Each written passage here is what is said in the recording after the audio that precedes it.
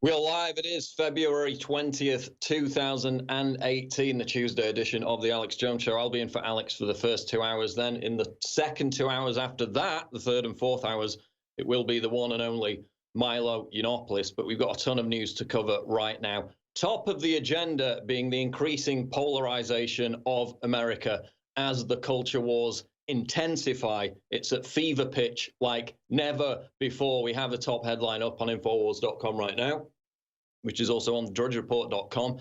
Kill the NRA sign appears on Billboard in Louisville. Now, we saw the Facebook account last week, which, of course, this all brewed up after the school shooting in Florida.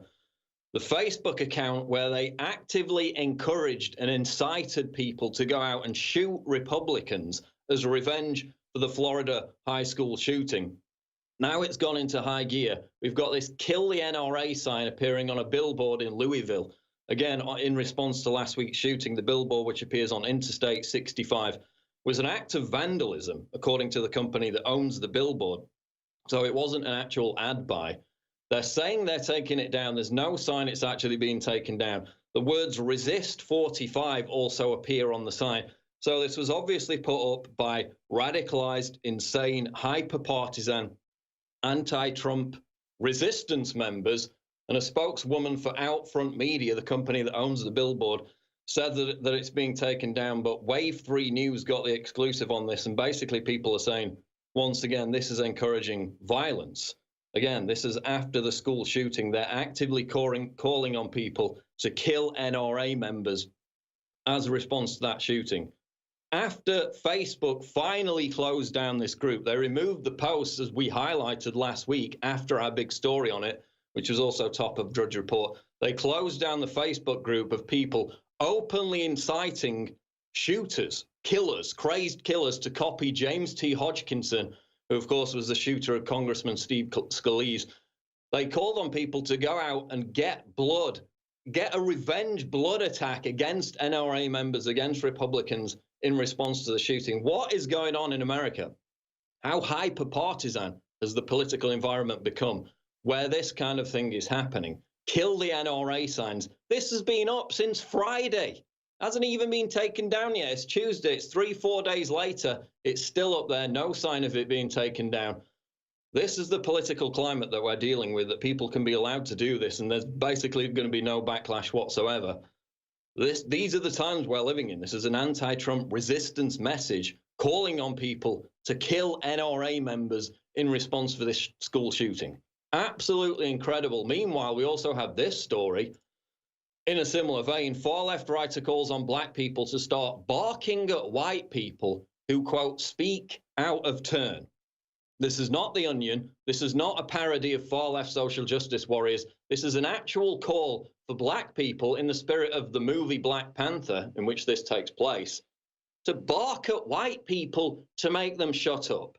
How unhinged, how insane do you need to be to even entertain this? Now, obviously, the article is written tongue-in-cheek style, but it's a guy actually calling for this to happen. This is not a parody.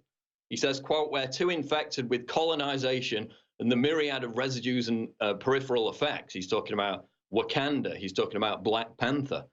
He then goes on to actually encourage black people to silence white people, not just deplatform them, but silence them by barking at them.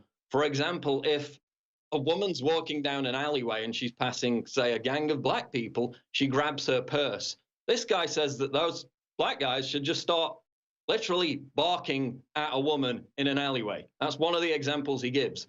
If somebody's going in an elevator and they clutch their purse, they're also calling for people to bark at white people, to shut them up, to put them in their place.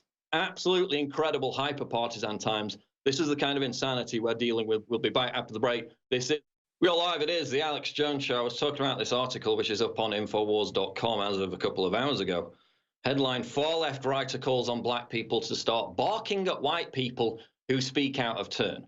Now, this is in reference to the Black Panther movie, which is smashing all records, big hit at the box office, obviously, more power to them. Kind of ironic, given that it promotes literally an ethno-state with no immigration and zero refugees, but we'll get onto that in a second.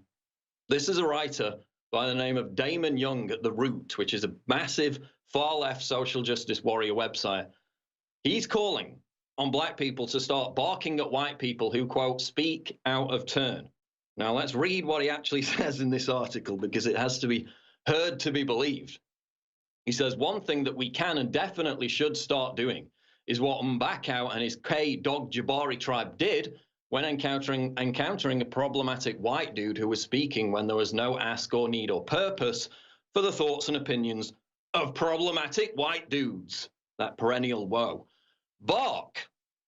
That's right, bark. He literally wants people to start barking at others to make them shut up. He says, not a purposeless bark. This isn't a Shih Tzu barking through the window at a squirrel. Instead, this would be an intentional bark, a targeted bark, an overpowering bark, a drowning bark, a Wakandian bark, a bark meant to communicate who told you that you can speak. When it's time for your words, we will let you know. And maybe that time will never come. That's right. Shut up, bigot. How dare you have an opinion? How dare you speak because of your skin color? We're literally going to bark at you because of your skin color and tell you to shut up. But we're the anti-racists, okay? He continues, we'll see. Now just shut up and stand there. Maybe get on your phone and Google how not to be a colonizer. Whatever you do, I want to hear you not speaking. So he's literally in an article telling white people to shut up because of their skin color. And this is a website that postures itself as an anti-racist website, okay? Coming out with the most virulent, vile racism you can imagine. And yeah, of course, some of it's tongue-in-cheek. But he's serious. He's serious with this. He goes on to advocate, listen to this, opening a school of Wakandan white silencing while providing several examples of when white people should be barked at. This is inexcusable behavior on behalf of white people, and this deserves being barked at like they're literally being deplatformed because of their skin color, which is what he's advocating. He says, a wayward white hand reaches for your hair. Woof, woof, woof. Now, of course, he's talking about this whole meme amongst the far left, which is, oh, white people always want to touch black people's hair. I mean, that happens with anyone who gets any kind of funky hairstyle, whether they're black or white. Oh, by the way, if you're white, you can't have dreadlocks either. That's racist. That's cultural appropriation. So he says if a white person tries to touch a black person in any way, they should be barked at. He gives another example. A group of white people huddled on a sidewalk refuse to step aside when you attempt to walk past them. Woof, woof, woof. A purse is clutched when you walk on an elevator. Woof, woof, woof. So if a young lady on her own gets into an enclosed space with a group of guys, she should be barked at. She should be intimidated, again, because she's white. These are the anti-racists speaking, by the way. He continues, if they're going to act scared, you might as well give them a reason to be. So he's openly advocating scaring and intimidating women in enclosed spaces. Oh, but they're the anti-sexists, they're the anti-racists, okay. So again, I continue in this article. Despite its tongue-in-cheek nature, the article is yet another example of how identity politics-obsessed progressives are using the Black Panther movie to stoke more racism and more division amongst Americans, which of course has now kicked into high gear. We had the first black president, race relations worse than ever, and these people are exacerbating the problem because people on the far right are exacerbating the problem as well. They both need each other. That's why the media gives the alt-right and the far-right so much attention, because they need each other to continue fanning the flames of this hysteria, this division.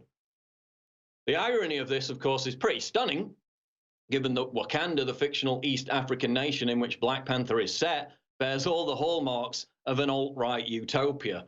There's actually a meme that I posted on Twitter where it shows all the characteristics, all the traits of Wakanda, this fictional East African country. Wakanda is anti-immigration, isolationist, pro-wall. It's literally surrounded by walls to protect it. It has strict trade restrictions. It's anti-diversity. It's ethno-nationalist.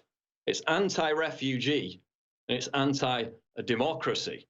In fact, they literally have a quote in the Black Panther movie which says, quote, refugees bring their problems with them.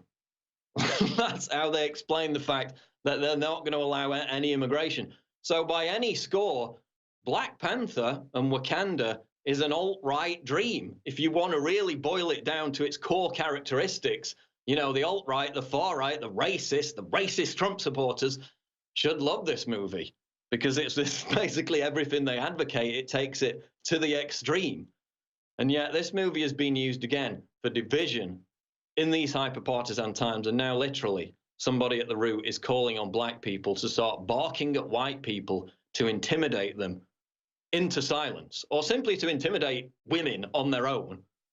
And these people, again, they're the anti-racists, we're the racists. Okay. So Black Panther's doing extremely well at the box office as the culture wars intensify. Actually, people who've watched the film have told me, I haven't had a chance to watch it, but people who've watched it and reviewed it have basically said that it's basically a battle between hyper-ethno-nationalism, black supremacy, and the main character who at the end of the movie becomes more of a classical liberal, and reason and logic tends to win the day. So this movie is the complete opposite of what everyone thinks it is, with this whole liberation theology they've invested into.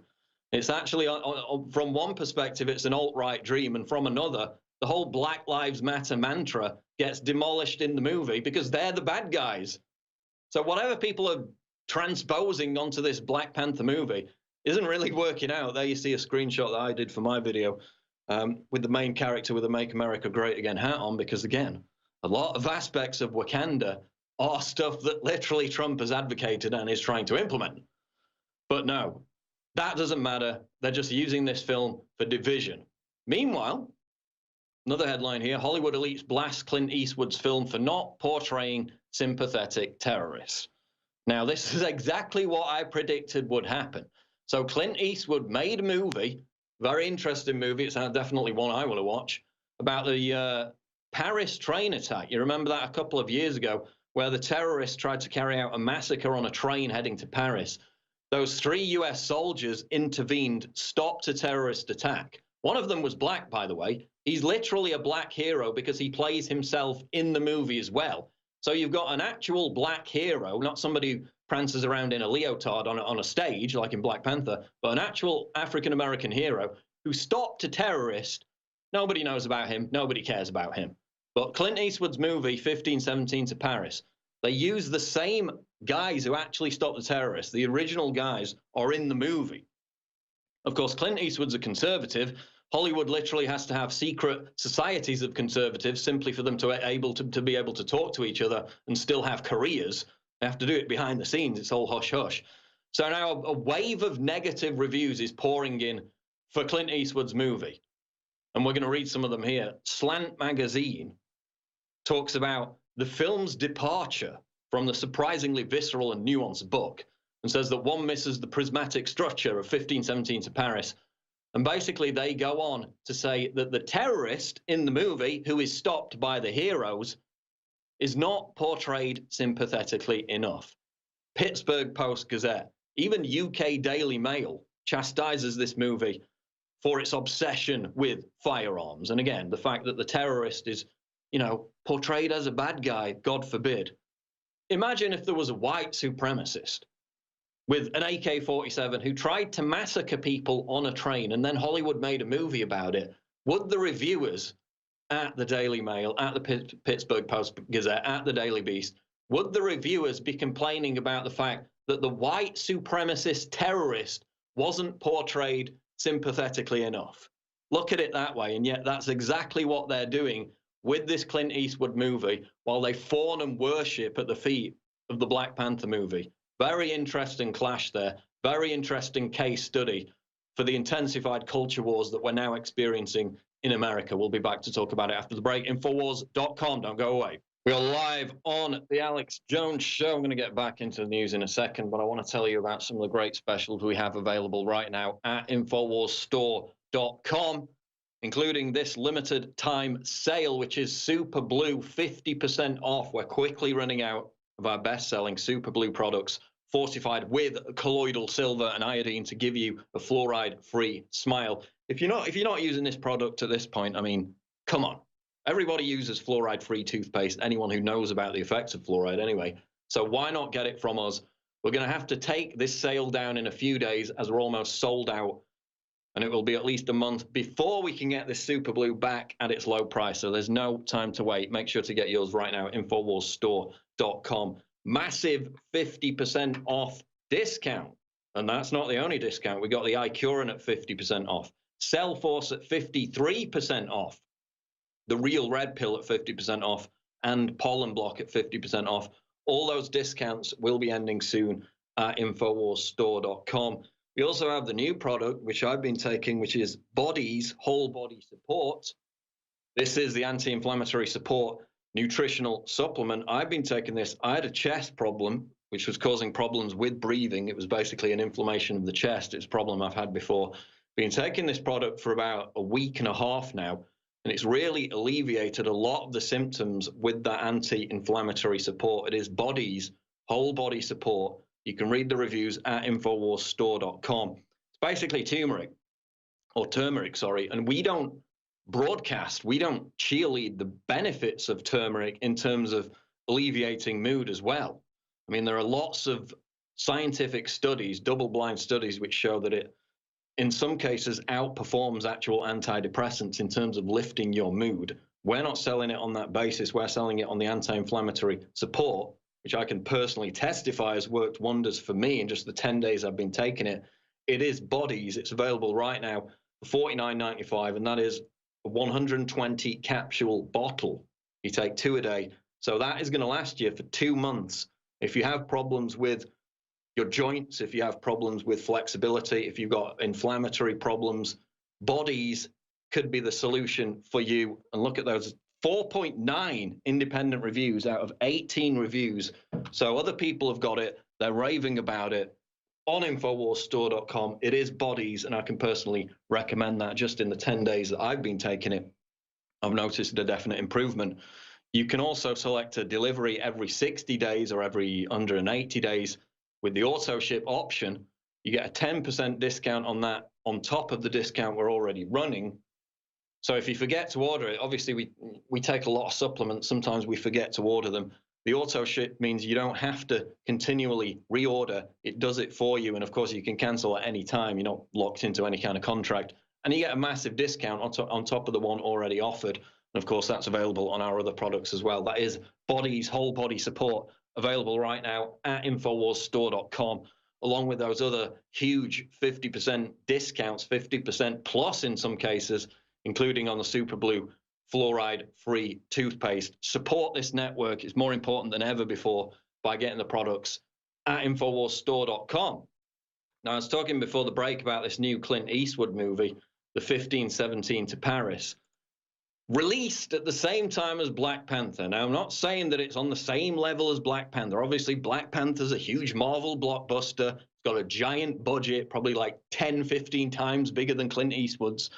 But this is a movie that interested me because the original story interested me, and because the 3 main actors are the real heroes who stopped the actual terrorist. I mean, I'm not going to expect Oscar-level acting skills from them, but that's not why the movie is being denounced.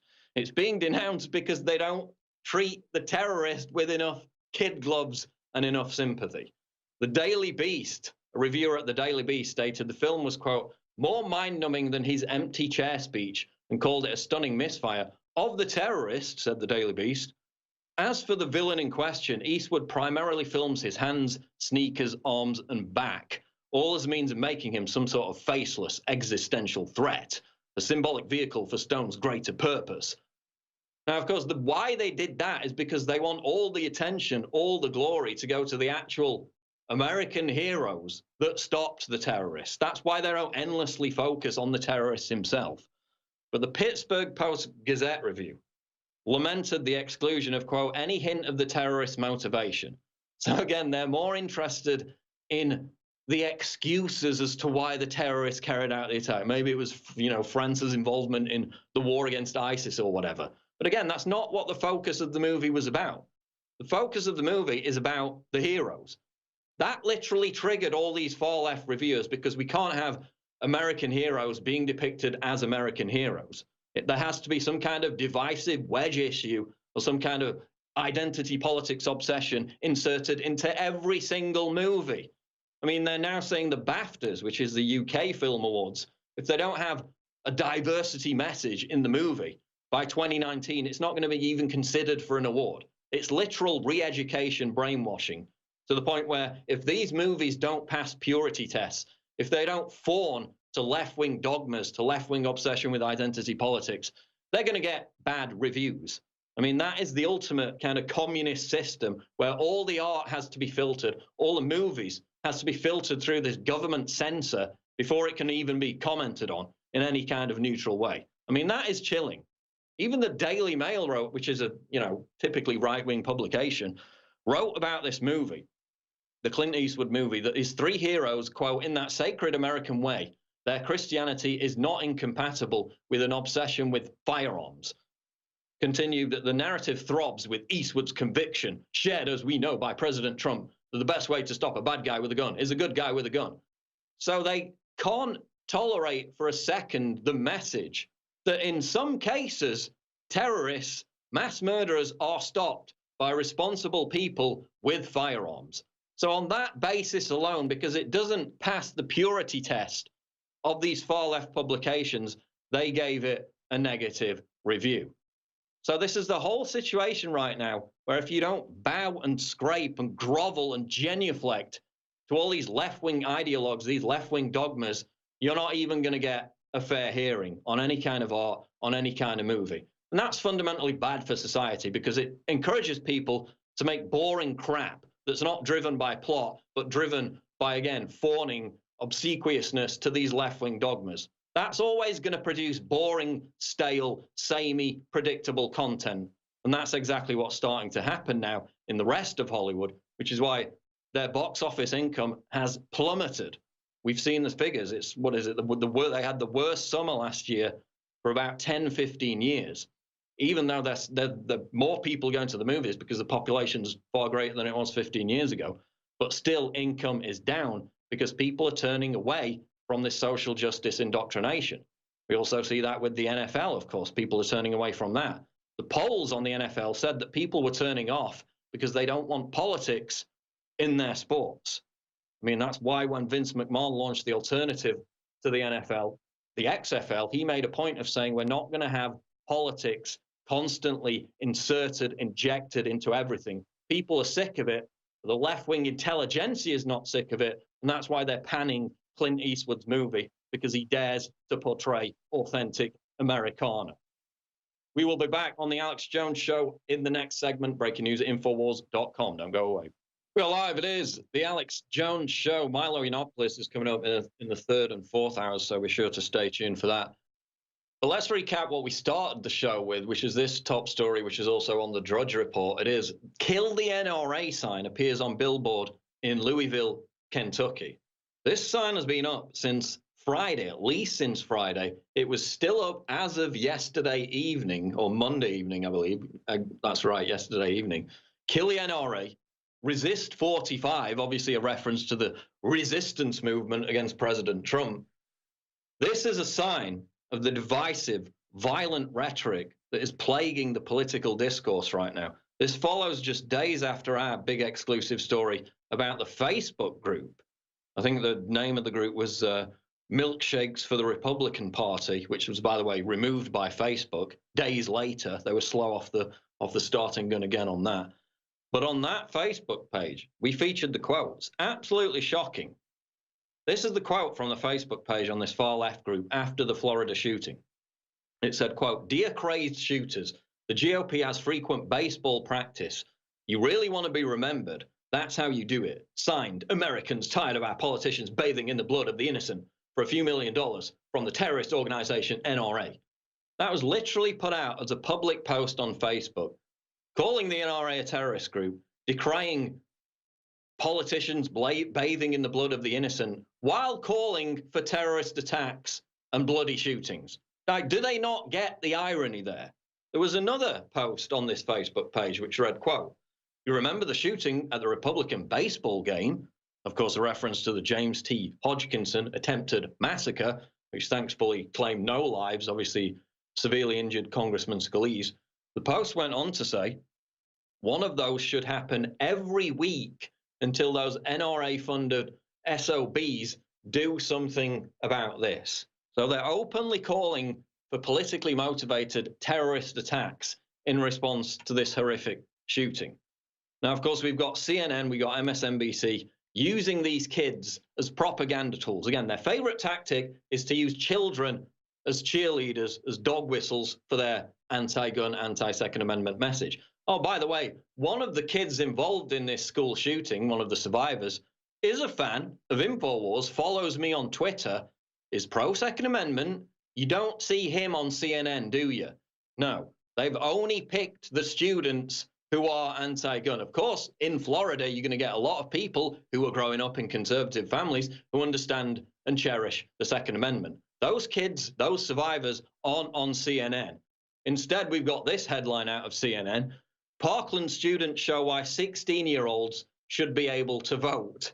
They're literally calling for 16. I mean, when I was 16, I literally thought communism was fantastic, that capitalism was to blame for all the ills in the world. I was stupid. I was naive. Who knows anything about anything when they're 16 years old?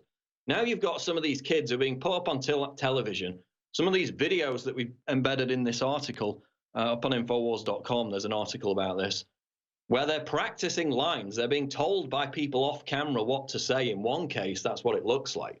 Now, that's not to take away from the absolute horror of the experience that these kids went through, but they are being used to push a political message in the aftermath of this. Now CNN is calling on basically the law to be changed and 16-year-olds being given the right to vote. It says the real adults in the room are the youth from Parkland, Florida. Again, excluding the youth who actually support the Second Amendment. Nobody wants to speak to them. Nobody wants them on camera, do they? Because that wouldn't jive, would it? That wouldn't fit their message. Continues, who are speaking out about the need for meaningful gun control laws. They are proving that civic engagement among young people can make a difference. The ironic part, they can't even vote yet. Goes on to say several municipalities in the United States allow 16 and 17-year-olds to vote in local elections. So there's a good tweet in response to this which said basically, if your ideas are dependent on needing 16-year-olds to vote for them, maybe they aren't good ideas. What in the heck does any 16-year-old know about anything, much less these complex, nuanced political debates? That's not to say that we shouldn't encourage young people to get involved in the political process, but to give 16-year-olds the vote, I mean, come on. What's next? 12-year-olds, maybe 10-year-olds? Isn't it a coincidence that they want to give people a vote because they're the most easily swayed by propaganda, because at such a young age, you tend to take the most simplistic explanation of anything, and then that becomes your own political dogma. You grow up, you become an actual adult and realize that things are just a little bit more complicated than that, which is why we tend to have the voting age a little bit older. But now CNN is calling on 16 and 17-year-olds to be able to vote in elections, just by coincidence, because they're probably going to vote in slightly larger numbers for all the policies that CNN would support, including, of course, restrictive gun control measures. Now, as another example of this, the divisive rhetoric that we're seeing, this is on my Twitter. If you go on there and scroll down a little bit, this will pop up. It's a tweet by somebody called Wakanda Flocker Flame, a reference again to the Black Panther movie. This guy is literally wearing a communist hammer and sickle t-shirt. Here we have an irony of a guy wearing a t-shirt that symbolizes mass murder, and he's lecturing everyone else about mass murder. The tweet says this. This is not just some random, this got retweeted 12.3 thousand times. It got 41,000 likes on Twitter in the past 2 days. You see it up on screen now for TV viewers.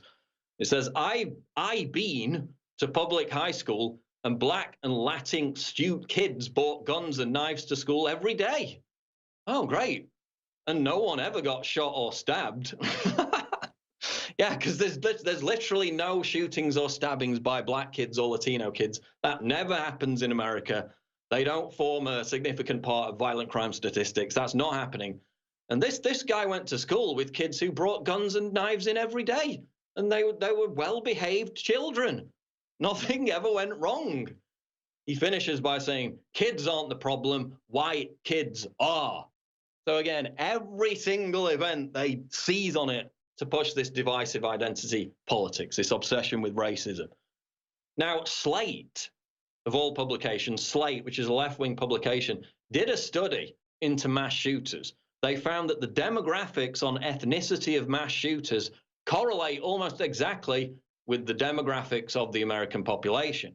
So the amount of white shooters correlates almost directly. In fact, white people are slightly underrepresented in mass shootings per head as part of the population, the general population. Of course, you've got some Hispanic shooters, some black shooters. It tends to correlate with population demographics.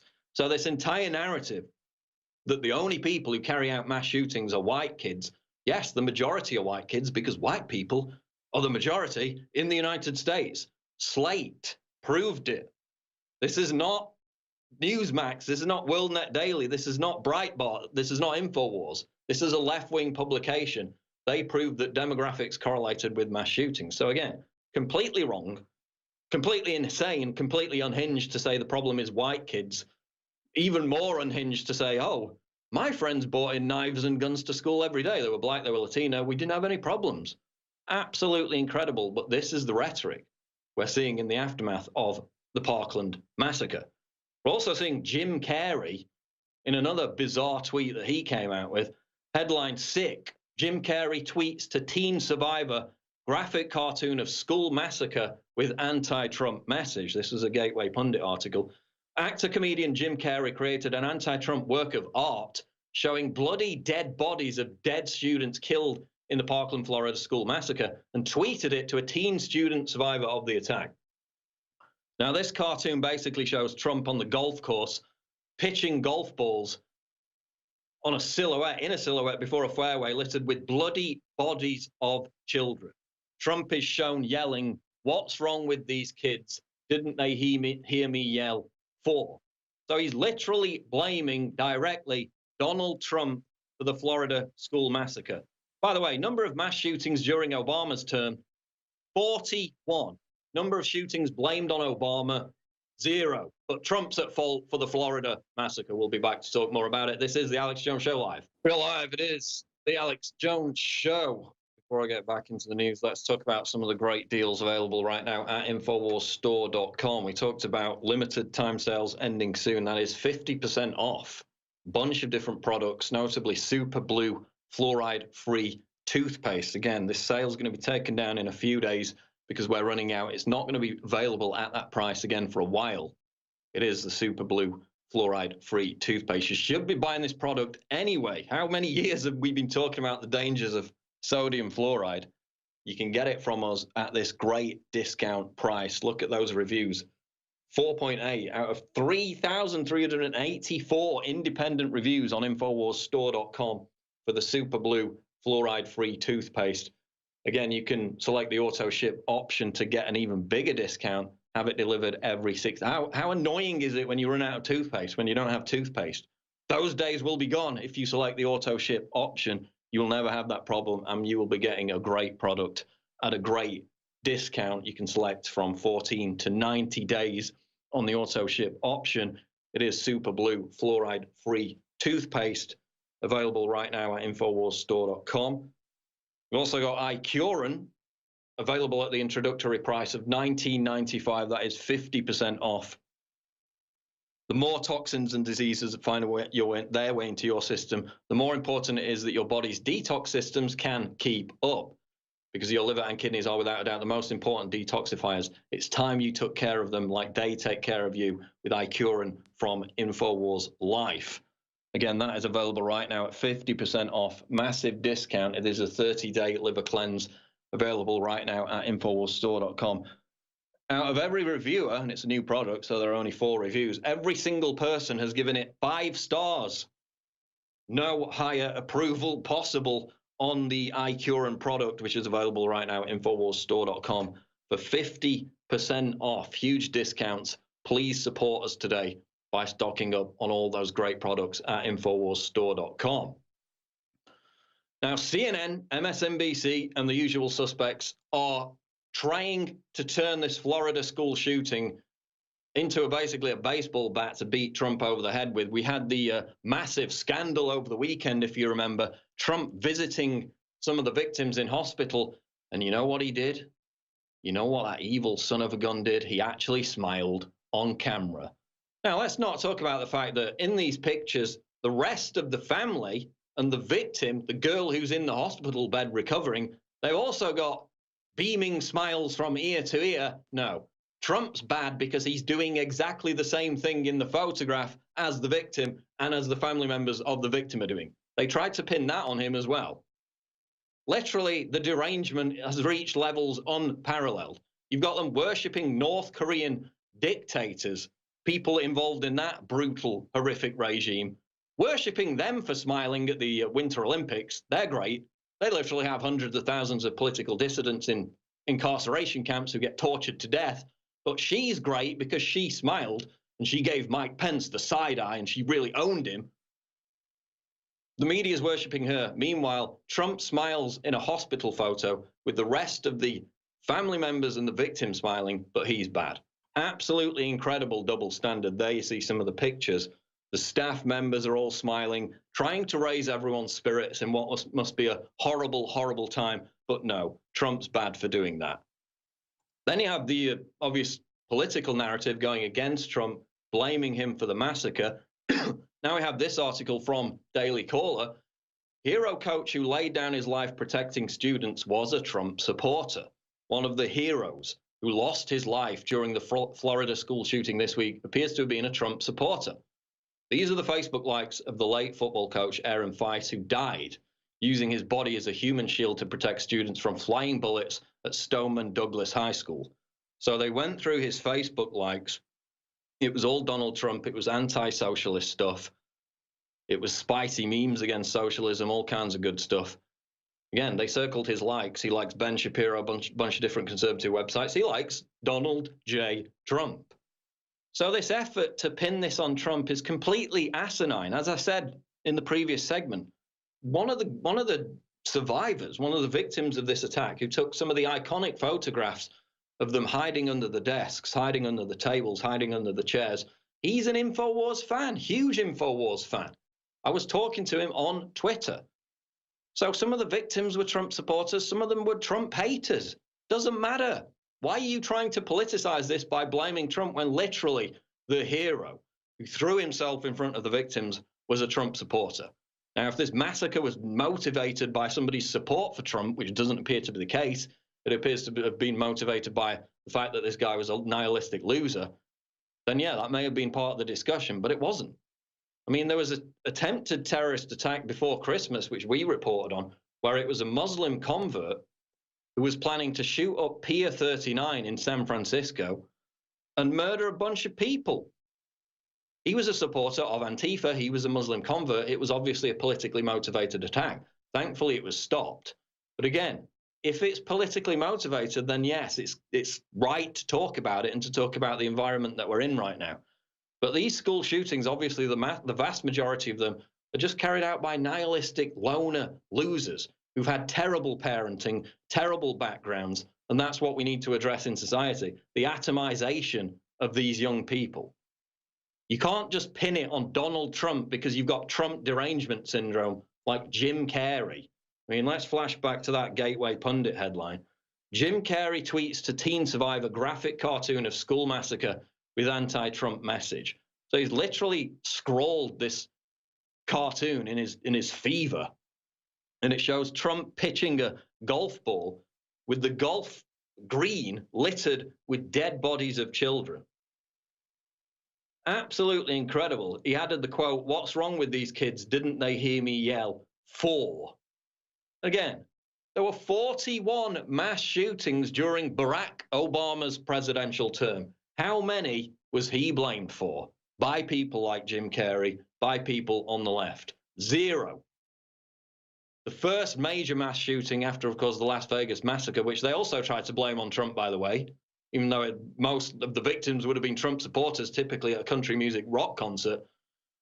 Again, immediately, their Trump derangement syndrome takes hold. Literally everything, every mass casualty event, everything they have to pin on him because they need to tie it into their derangement. Meanwhile, some of the victims, some of the survivors were Trump supporters. So you're disrespecting those people when you do that. But again, this is the divisive environment that we live in, and it's reached levels of hysteria that we haven't seen.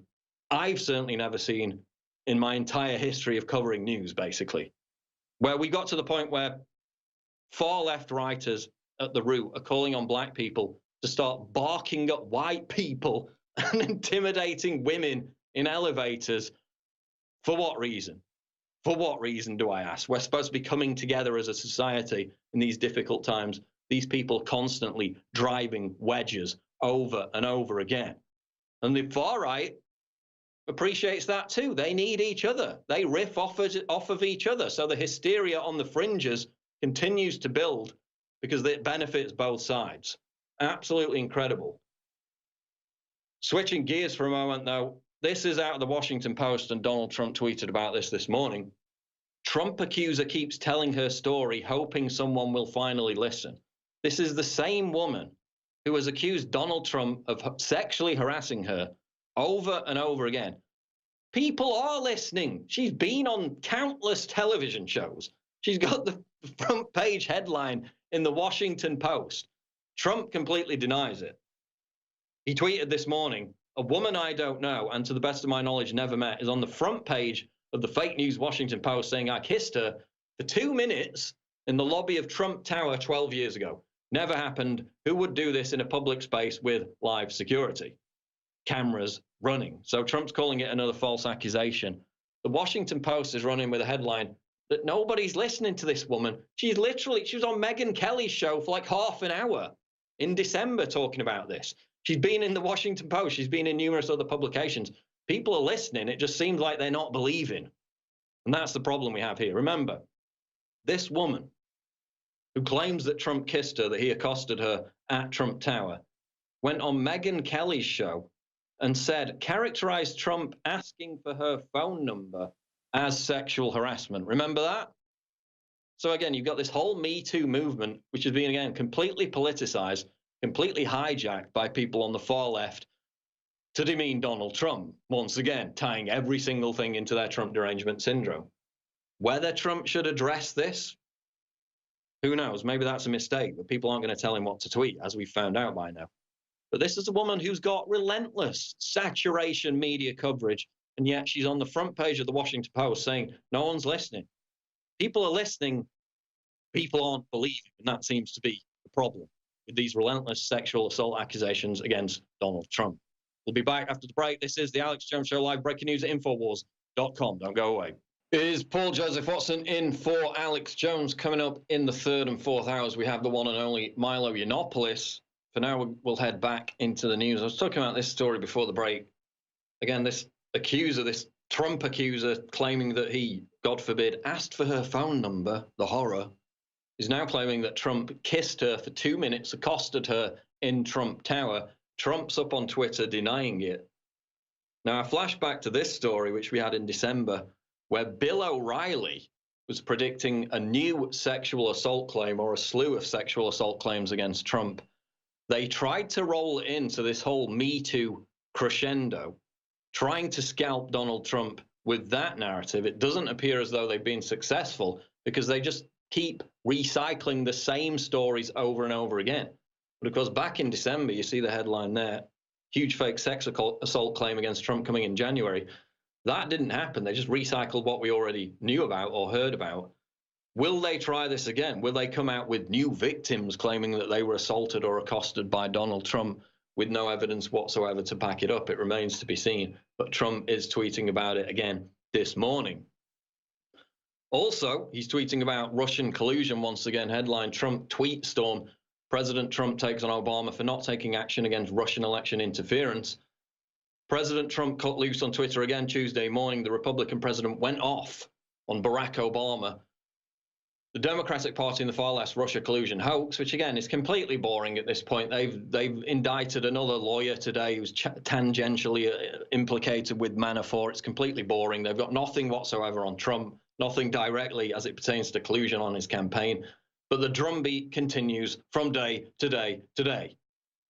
And now Trump is addressing it on Twitter. He says, I've been much tougher on Russia than Obama. Just look at the facts, total fake news. He went on to say, to hit former President Obama for his famous quote on election integrity before the election, when Barack Obama thought Hillary Clinton would win. Remember that, when Hillary came out and said, oh, Trump's going to say that it was rigged when I win. And of course, she was the one that came out and said it was rigged when she lost. Trump said, quote, "There is no serious person out there who would suggest somehow that you could even rig America's elections." He's quoting Obama, of course, here. "There's no evidence that that has happened in the past or that it will happen this time. So I invite Mr. Trump to stop whining and make his case to get votes." That is Trump in a tweet this morning, quoting what Obama said, basically suggesting people who claim American elections are rigged are completely stupid. Of course, that's exactly what they claimed when they lost.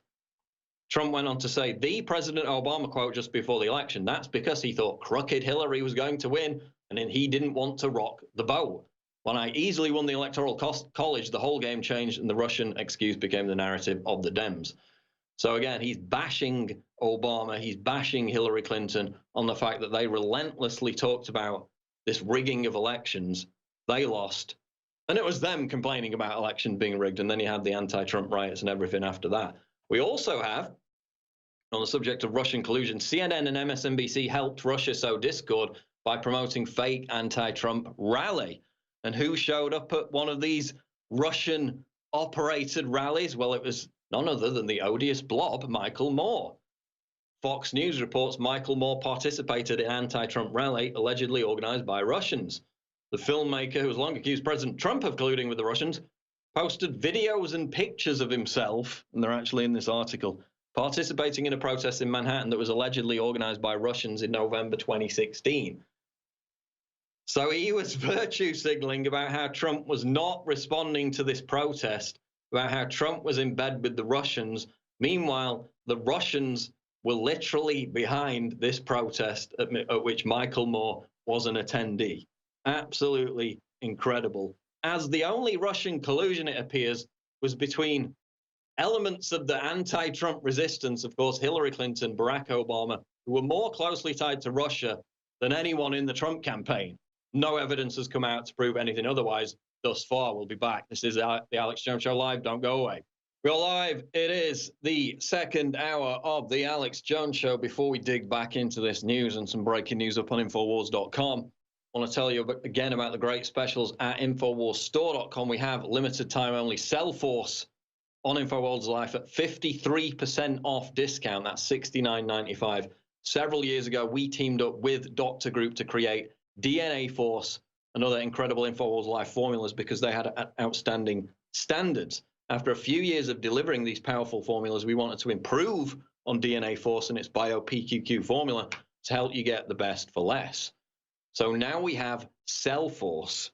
We've turned DNA Force into this powerful new formula that utilizes the best ingredients possible. Other formulas with these ingredients would cost up to $300, but we wanted to bring you that quality of product for less. And again, it is Cell Force, available right now at InfoWarsStore.com, and DNA Force, which is there at a 53% discount. Again, huge discount, not going to stick around for long. Get the product, support this network. We also have Bodies, which is the product that I've been taking. Whole body support, anti-inflammatory support. I had a chest complaint, which was causing problems with breathing and inflamed chest cavity. This has helped greatly. I've been taking it for about 10 days. It is Bodies whole body support. You get 120 capsules. That's going to last you for 2 months. You take 2 a day. And of course, it's based on turmeric, which is known to alleviate depression in terms of being better than some antidepressants, according to scientific studies. So in addition to the reason we sell it, which is the anti-inflammatory support, it has other great benefits too. It is turmeric. It is available right now for $49.95 for a huge bottle, 120 capsules, 60-day supply at InfoWarsStore.com. You can also get the auto ship option, which again enables you to get these products without having to remember to order them. How annoying is it when you keep having to remember to order something that you take every day that you want to continue to get? That's not a problem with the auto ship option. You also get a further 10% subscription discount on top of all the other discounts at InfoWarsStore.com with the auto ship option. That is Bodies whole body support. I personally can highly recommend it. Available right now at InfoWarsStore.com. Now, talking about Trump derangement syndrome, of course, Jennifer Lawrence came out a few months ago and basically said that the hurricanes that were happening over that time period, September to October, were the result of God's wrath. because Americans voted for Donald Trump. Yes, she literally said that. Well, now she's taking a break from acting, which of course is nothing to do with the fact that her last movie was a complete flop, honestly, to quote, fix our democracy. This is a headline out of Breitbart. Jennifer Lawrence taking a break from acting to fix our democracy. Hollywood A-lister Jennifer Lawrence says she's taking a sabbatical from acting so she can help fix our democracy. She's going to single-handedly fix the democracy that brought a president to power via an electoral college win, completely in line with how democracy works. But she's going to fix it, even though it's not broken. She's going to fix it. She's the expert. She's Jennifer Lawrence. I mean, come on. She thinks God sends hurricanes to punish Trump voters. She's the expert. She's the credible party in this equation. She said, quote, I'm going to take the next year off. And again, that's nothing to do with the fact that she's a failed actor whose movies continue to flop over and over again. Honestly, it's nothing to do with that.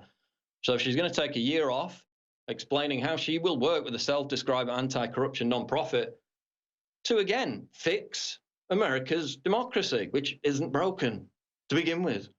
She says, quote, I'm going to be working with this organization as part of Represent.us, trying to get young people engaged politically on the local level. So in other words, she's trying to indoctrinate young people to imbibe in her Trump derangement syndrome. She continued by saying it doesn't have anything to do with partisan politics. And you can believe that. It's just anti-corruption and stuff, trying to pass state-by-state laws that can help prevent corruption, fix our democracy. Now, this is interesting. This is a quote from further on in the article. She said, I want to get a farm.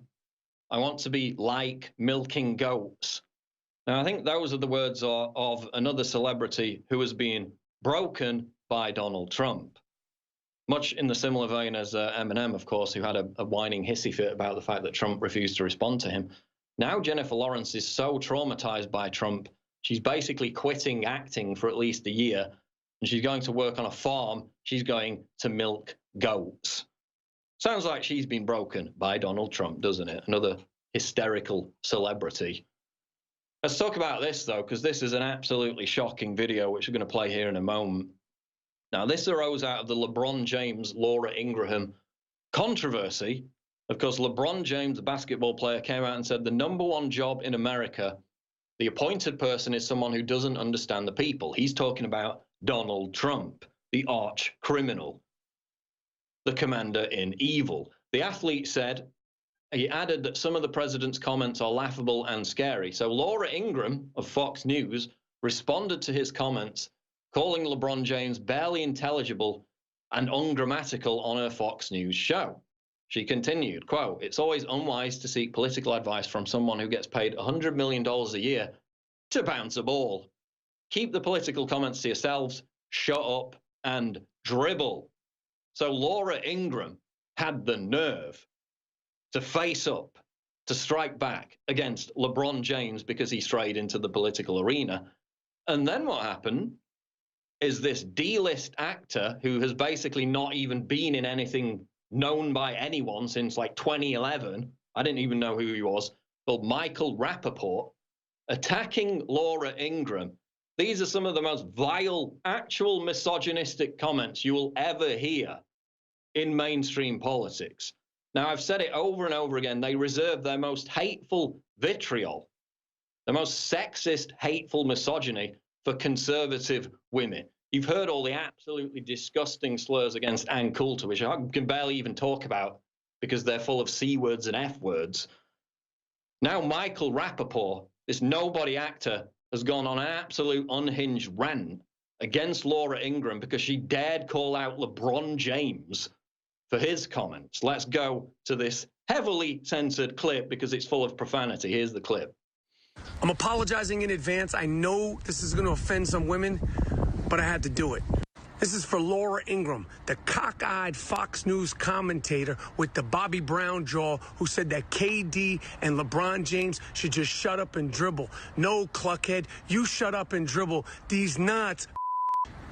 You mayonnaise-eating, Melba toast, no seasoning on your chicken cracker. Your butt is so flat that when you stand up, you can see your entire asshole. I'm sorry, ladies. I warned you at the top. You little stunt, you. Your Lord and Savior, Donald Trump, wouldn't even grab you by the and if he did, he'd probably get his fingers caught in a mousetrap. You went to college, Laura, and you're proud of that? And what do you got to show for it? A mouth full of fake teeth, a face full of Botox, and some dry-ass hair extensions, and you still never got f***ed right. You little jump off, shut up and dribble. The f*** out of here. That is D-list actor who nobody's ever heard of, Michael Rappaport, responding to Laura Ingraham. Absolutely vile, vicious, profane-filled rant against Laura Ingraham, attacking her on her appearance. Of course, when Trump said that Rosie O'Donnell was fat, he was terrible. When he said that Megyn Kelly was bleeding out of her wherever, it was literally the worst thing on earth. This guy can get up and say far, far worse things about Laura Ingraham. And of course, he's praised, he's worshipped, he's got 10,000 retweets. Everybody loves him now. Isn't it ironic, given this hateful, profanity-filled rant against women, that Michael Rappaport was dumped by his ex-girlfriend and was charged with aggravated harassment because after she dumped him, he started going insane and stalking her, calling her up 200 times, banging on her window. She had to get restraining order. He got charged with aggravated assault. That's his attitude towards women. So is it any surprise that this complete creep, this piece of crap, gets up there on Twitter and goes on the most unhinged, vile, vicious, misogynistic rant against Laura Ingraham? But that's not even the worst of it. The worst of it is he's worshipped by the left amidst this whole hashtag Me Too movement where everybody believes the victim. Everybody has to be respectful, very careful around women. He does the exact opposite, goes on this unhinged, vile rant. He's worshipped, he's adored. Again, the left's double standard in evidence over and over again. And he's an actual harasser of women. What a piece of crap. We'll be back on The Alex Jones Show. Don't go away. We're live on The Alex Jones Show. Milo Yiannopoulos is coming up in the next hour and in the fourth hour, so you get to enjoy 2 hours solid of Milo. Before the break, I was talking about this headline. Michael Rappaport attacks Laura Ingraham over LeBron comments. Dribble these nuts. And then he calls her a cuss word. Basically, this D-list nobody engaged in a vile, vitriolic, hateful rant against women. He's talking about her being a cracker. He's talking about her physical appearance. Absolutely disgusting. And it's the tone of voice. It's the look across his face. Looks like an absolute deranged nutcase when he's engaged in this rant. Funny thing is about this, Michael Rappaport, the D-list actor who nobody knows or cares about, which is why he needs to do this in the first place, is an actual sexual harasser of women. Oh, isn't that coincidence? How many times have we seen this, where these virtue signalers, the most aggressive virtue signalers about Me Too, about feminism, about respecting women, in every case turn out to be sexual harassers of women? Overcompensation much, do you think? There's a headline about this guy whose ex-girlfriend dumped him. The headline is, I'm not Rappaport's, but Lily's ex persists. Lily's ex persists. It talks about his relationship with his ex-girlfriend, which the article, and I think this is New York Post, says took a scary turn last month. Now, this is a while back, but again, it shows the hypocrisy here. It says Rappaport, who was featured in Mighty Aphrodite and Beautiful Girls, again, never heard of those, don't know what they are, was dating Taylor for months. So he was dating this Lily Taylor woman. And it says the diminutive 30-year-old is best known for her roles in Mystic Pizza and I Shot Andy Warhol. So they were frequently seen around New York. They were dating. Eventually, Taylor, the girl, wanted out of the relationship. But after she broke up with the actor, he continued to haunt her. New York City police confirm that Rappaport was arrested May 18th. The victim, Lily Taylor, made a report May 17th, saying that the suspect repeatedly telephoned her, alarmed her, annoyed her, and banged on her apartment window. What a creep. What a piece of crap. According to police officer Kathy Kelly, he banged on her apartment window. He's calling her, telephoning her, repeatedly stalking her after she dumped him. Quote, he was subsequently arrested by the 6th Squad and charged with 2 counts of aggravated harassment. So you have a vile nobody who's literally a harasser of women, charged with aggravated harassment, getting up there and spewing the most vile invective against Laura Ingraham, because Laura Ingraham dared tell LeBron James to shut up with his Trump derangement syndrome. She didn't engage in any kind of attack based on his appearance or his identity or his skin color. She attacked his argument.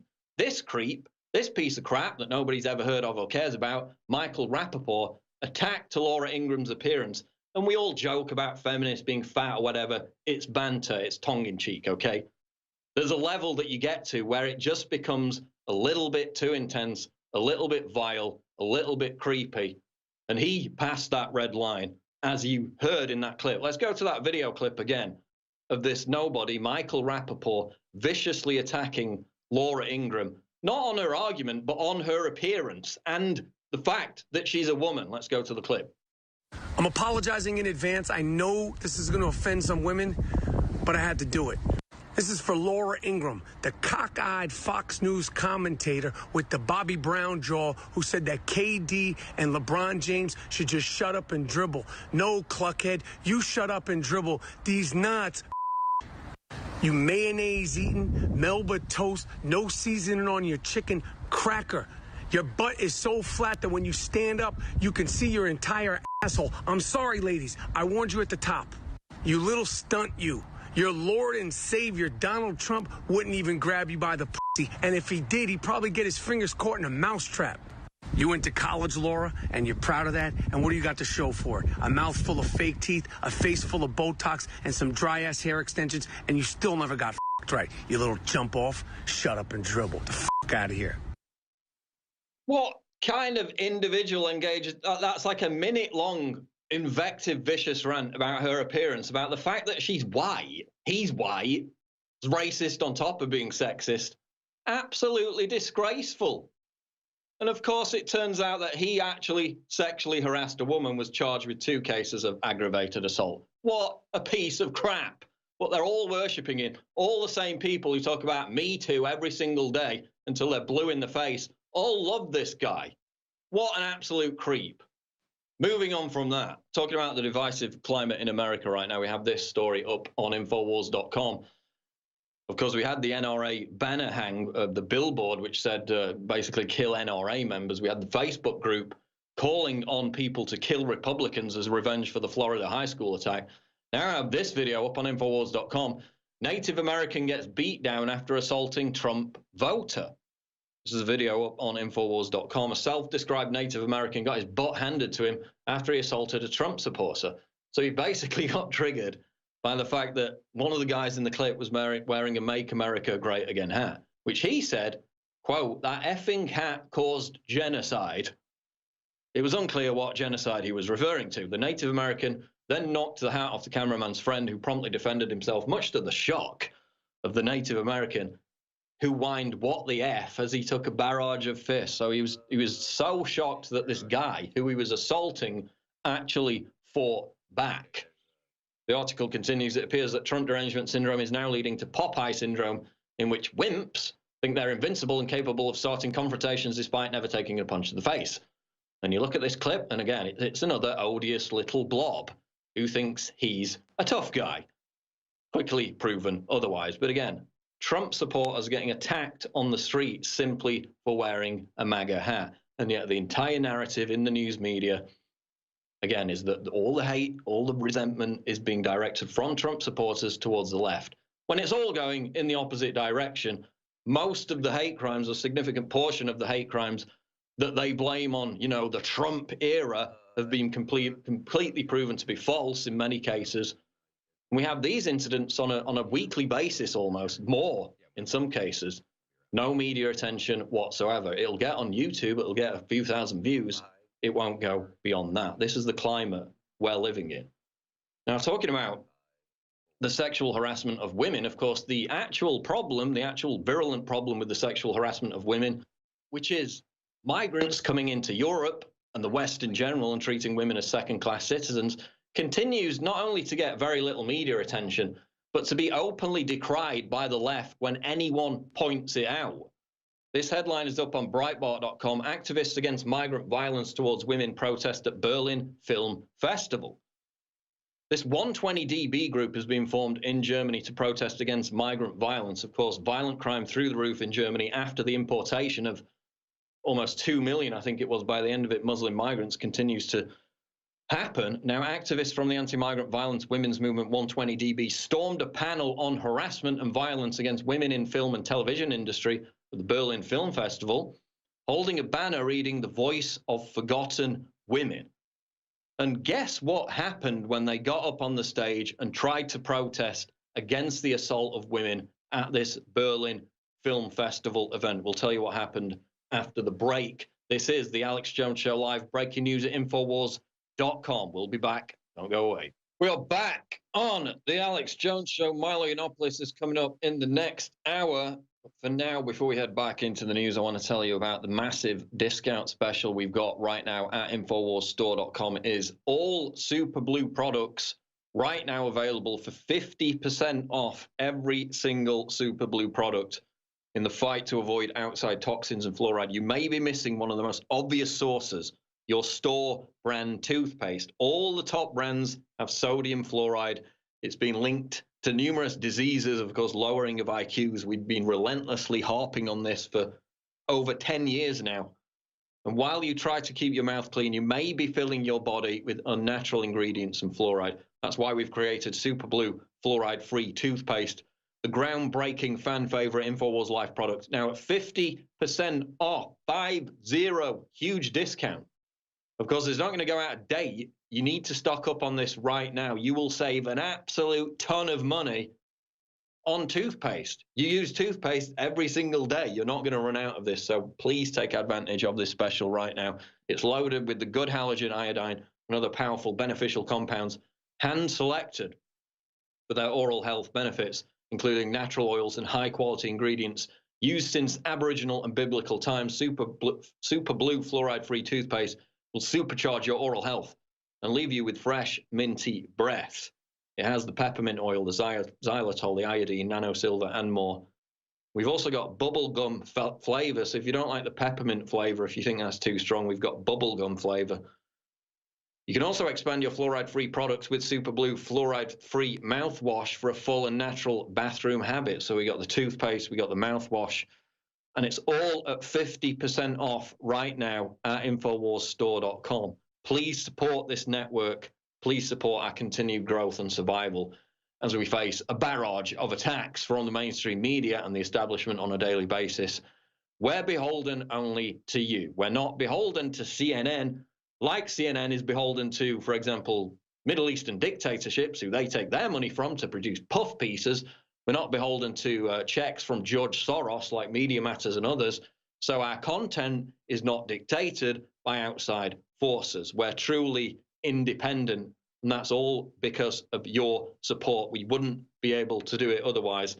So please continue to support us by getting the products, including the Super Blue products, which are available right now for a massive 50% discount. Look how many reviews that has. Like 3,300 plus independent reviews on that product. An average score of 4.8 out of 5. Absolutely massive praise for the Super Blue fluoride-free products at InfoWarsStore.com. Available right now at 50% off. Please get them today. Now, I was talking about this before the break. Activists from an anti-migrant violence women's movement, which has sprung up over the past few weeks, 120DB, which is, of course, is being completely condemned and castigated by the same media that bangs on about #MeToo all day long. They got up in front of this Berlin film festival, held up a banner which said "The Voice of Forgotten Women," in reference to the fact that almost on a weekly basis, if not more, women are being sexually harassed, women are being raped. In some cases, women are being murdered. The violent crime level has exploded since they imported Muslim migrants who treat women as second-class citizens. These brave women are trying to draw attention to that, in opposition to feminists in Germany, who literally, after the Cologne mass molestation of women, which involved thousands of victims, went to the local migrant center the day after and handed out roses.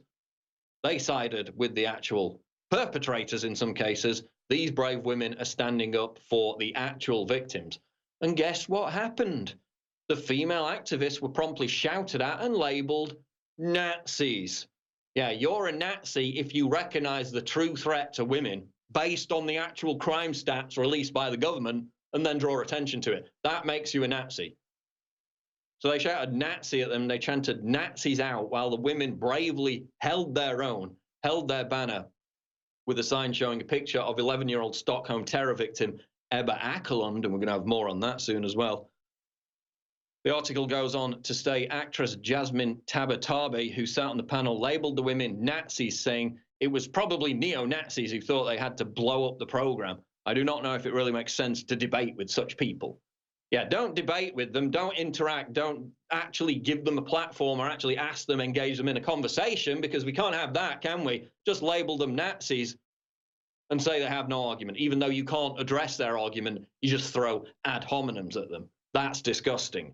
Breitbart London spoke exclusively with 120 DB activist Freya from Dresden, who said the 120 DB movement is there to draw attention to the imported sexual violence against European women committed by mostly Muslim immigrants. How dare they even utter that thought crime? We did not and never will negate that there are other forms of violence against women. So they're not saying that this is the sole problem. They're just saying this is a big part of it. Why are you literally shouting us down as Nazis simply because we're trying to draw attention to it? Case after case of molestation, rape of women in Germany committed by these migrants. Freya called the panel hypocritical, saying you can damage anyone's reputation by stating that he raped you with his eyes or complimented you in an appropriate way, but as soon as you mention that there's been a significant increase in sexual violence of extraordinary brutality against women that correlates with the uncontrolled mass immigration from Muslim countries, you get shut down by the media and left-wing activists, calling you a Nazi and a fascist for simply stating facts and telling the truth. Gee, it's almost like all those virtue signalers on the left don't actually care about women and just care about exploiting hyped up sexual harassment of women, in the case of the Me Too movement, to pursue their own political agenda, which is about the obtain of power. I mean, fundamentally, this is about overthrowing the patriarchy in their own words. Meanwhile, you've got actual cases of sexual harassment exploding not only in Germany, in other countries in Europe. These women have formed a group to draw attention to it, and they're getting attacked like never before. Given that, is it any surprise that this next headline tells us about the AfD becoming the second strongest party in Germany?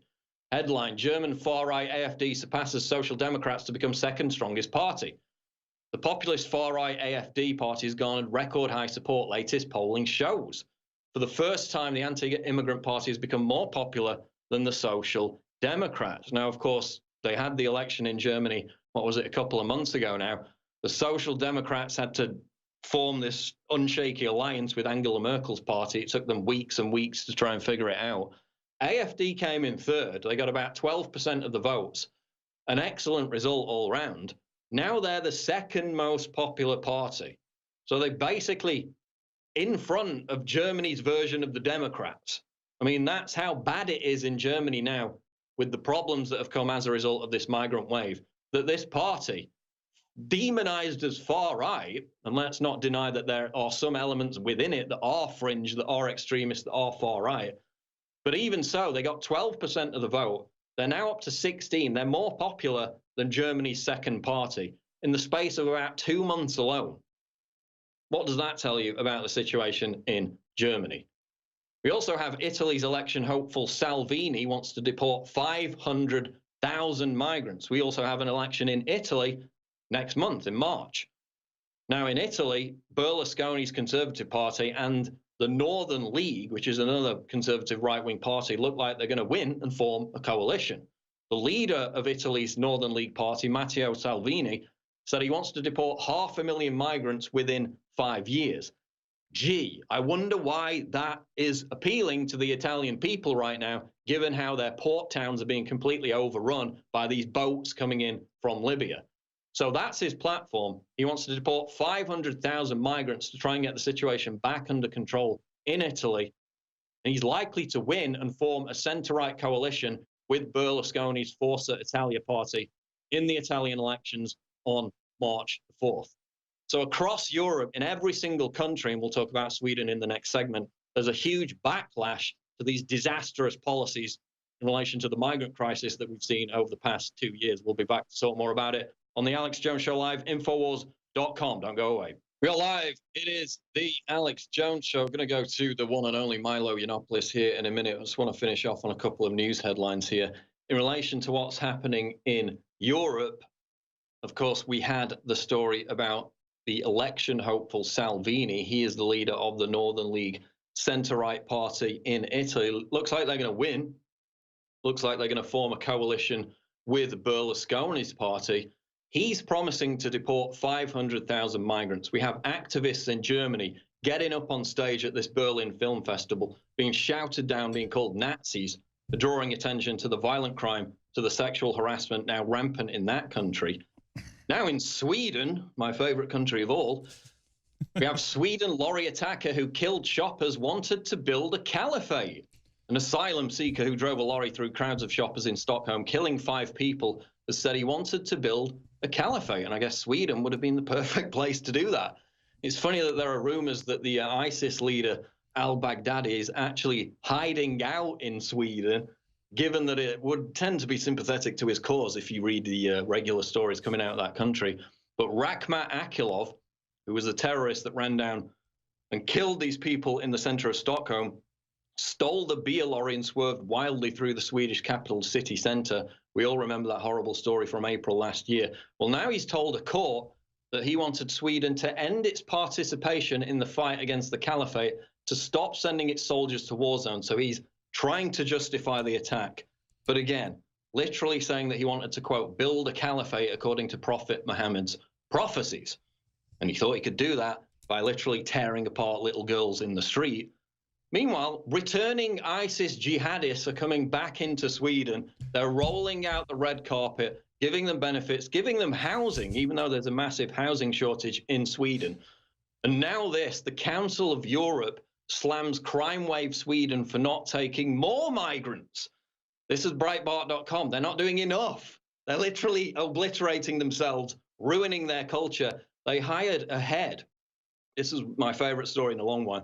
They hired as the head of their cultural heritage board a guy who was a Muslim migrant who admitted he'd read nothing about Sweden's cultural heritage, and in fact, in other interviews, showed that he wanted to destroy Sweden's cultural heritage because, of course, it was racist. So now the Council of Europe is calling on Sweden to import yet more migrants, even as we have these massive problems with mass sexual assault, terrorist attacks.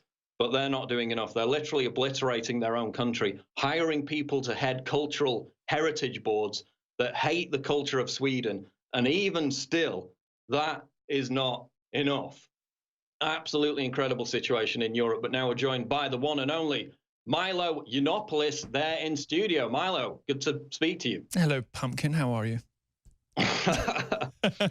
Now, let's get into this whole, you know, the banner hang with the NRA. They're calling for killing Republicans. We had the Facebook group last week where literally they were like, yeah, we need to get revenge by having more James T. Hodgkinsons, more crazed shooters, shooting Republicans, shooting conservatives. Have you ever seen a time where things are this divisive, this hysterical, this unhinged? No, and I don't think anybody has for many decades, but it's a good job that liberals are such terrible shots. Steve Scalise, of course, lived. If it had been a Republican shooting, he might not have done. It's interesting, you know, liberals on the one hand claim, you know, they're saying that they want a violent revolution. They're going to start getting guns. They're going to resist Trump. Well, this is their undoing, really. I mean, on the one hand, they say they want a sort of violent revolution. At the same time, they're asking for gun control. The undoing of these liberal protesters is going to come down to their reliance on words over action. The left has been policing language so long and so effectively. The left has been controlling what we can all say as a way of controlling what we can all do for so long and with such great results. I think that they imagine words are now enough to beat us.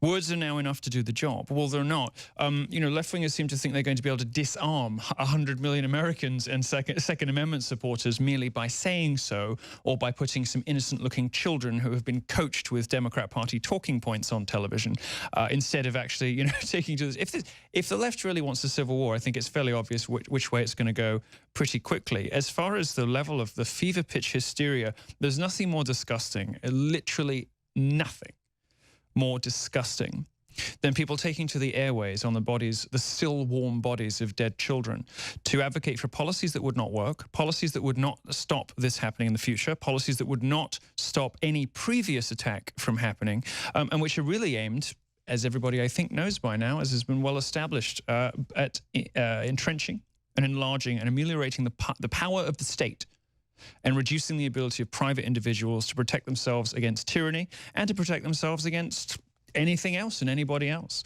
I mean, it's the most underprivileged and vulnerable people of all who need firearms. It's the women walking through Detroit or Chicago or St. Louis suburbs who would be well served by having a pistol in their handbag and possibly prevented from being attacked and whatnot. It's gay people in Orlando nightclubs subjected to the horrors of imported Islamism who would do well to be carrying. If a couple of people had been strapped up in Pulse in Orlando, the toll wouldn't have been 49, perhaps it would have been 2. It is new, and it is incredible, the level of divisive, vitriol and hatred. I can tell you, as you and I are both visitors, in my case literally, and in your case professionally, to America and to the culture wars, to the extraordinary melting pot of horrors over here. And I can't speak for you, but from my point of view as an impartial observer, without skin in the game, I'm not a Republican, I'm not whatever, it seems to me unarguable that the entire range and responsibility of the horrors that are going through society are the result of the progressive left provoking and starting it. Republicans, in my experience in this country on the whole, just want to be left alone. This is the land of liberty. This is where people can pursue their individual good in their own way, on their own, ranch in Montana, free from imposition and free from the prying eyes of government and the interfering of teachers, of lawyers, of all the other assorted professional classes of busybodies, nannies, scolds, and school moms. Most Republicans, and certainly most libertarians, just want to be left alone, but the left just won't leave us. And they continue to inject themselves into our private lives, sociopathically in this case, by advocating for more power for the state and less power for the people in the wake of a well, we shouldn't call it a tragedy, really, an attack by a nutter in a school that had nothing to do with gun legislation and would not have been prevented had had the law been different in any way. And you see the Washington Post thing, amazing thing the Washington Post published from a former writer at 538, Nate Silver's left-wing data-driven blog. And she said, I looked at the evidence. And I've changed my mind. None of the gun control positions proposed by Democrat politicians, none of the things that the celebrities and the Catholic, whatever, the Democrat politicians who hurl themselves onto Twitter to capitalize from these tragedies, none of the stuff they propose would have made a difference. None of it would have worked. So why are they doing it? Well, it's quite obvious why they're doing it, isn't it? They're doing it because enlarging and empowering the state and debilitating private citizens is in the left's best interests, because when they control all of the organs and all of the institutions of civil society, they're best able to exercise control over the public. Which is why, Milo, they're now, this is CNN today, literally saying we should lower the voting age to 16 years old. I mean, I believed a lot of things when I was 16. Don't really believe any of them now. I was straight when I was 16. What did 16-year-old Milo believe, for example? I mean, I was a heterosexual centrist at 16. And why? Because my frontal lobes weren't fully formed yet. I wasn't actually a person yet. I was 16 years old and I was being buffeted around by forces beyond my control and by authorities I hadn't yet considered whether or not I should question. Parents, teachers, social pressure from the playground. I mean, just look, I interviewed somebody on my show the other day. It was a young girl who was in her mid-teens who was being told by her teachers, she grew up in in Berkeley, of all places, Berkeley, California, and she was being told by her teachers that questioning their authority, questioning what she was told in class, represented a violation of the school's honor code. These are the kinds of pressures that you have on you when you're 16. You're not even, you're not even fully sexually developed at 16. You're not capable of doing anything at 16, particularly not making decisions about the future. I mean, we all know why. Because people start left-wing, and when they get responsibilities, they get families, they get mortgages and all the rest of it, they move to the right, because of course they do. We all know why they want to lower the voting age. I would raise it to 30. All right, we'll be back with Milo after the break. I want to talk to Milo about Black Panther and the new Clint Eastwood movie, which isn't getting as much praise, shall we say, as Black Panther and the all-conquering Wakanda. We'll be back after the break on the Alex Jones Show live, Infowars.com. Don't go away. We are live and we are into the third hour of the Alex Jones Show. I'm joined by Milo Yiannopoulos, who will be taking over the reins after this segment. But I want to get his take on Black Panther and the new Clint Eastwood movie, which is not getting as much praise, let's just say. It is, of course, a movie about the attempted terrorist attack in Paris a couple of years ago, where the heroes who actually stopped the attack portray themselves in the film, including one guy who's African-American. So you've got an actual black hero who stopped a terrorist, stopped a massacre, getting absolutely no attention in comparison to the guy wearing a leotard in Black Panther. Milo, we've got Wakanda, which is basically an alt-right paradise, right? It is. And, you know, it totally is. I must...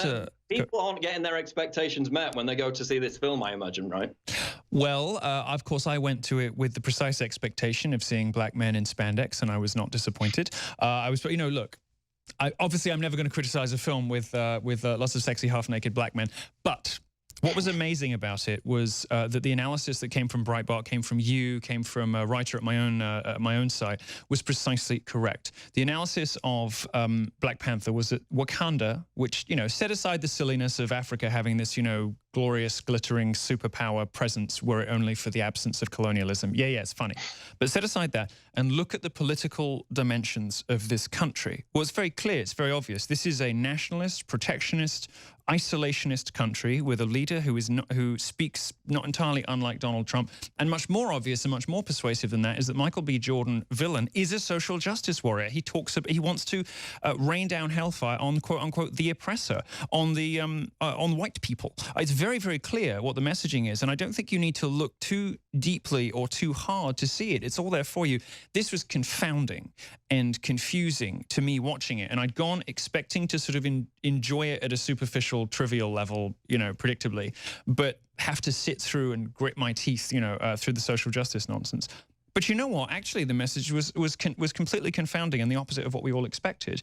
And the media, of course, is very, very upset that we have all noticed this, confused about our analysis, and is posting lots of pieces about how Infowars, Breitbart, and Milo. You see all those stories about how, you know, Breitbart liked Black Panther. This is not okay. There were stories at MSN, you know, SF is the Rap. All these, I think there were about 50 stories all told, with all of the aggregators and all the rest of it. About 50 stories about the fact that I published a positive review of Black Panther. They so wanted us to be racist.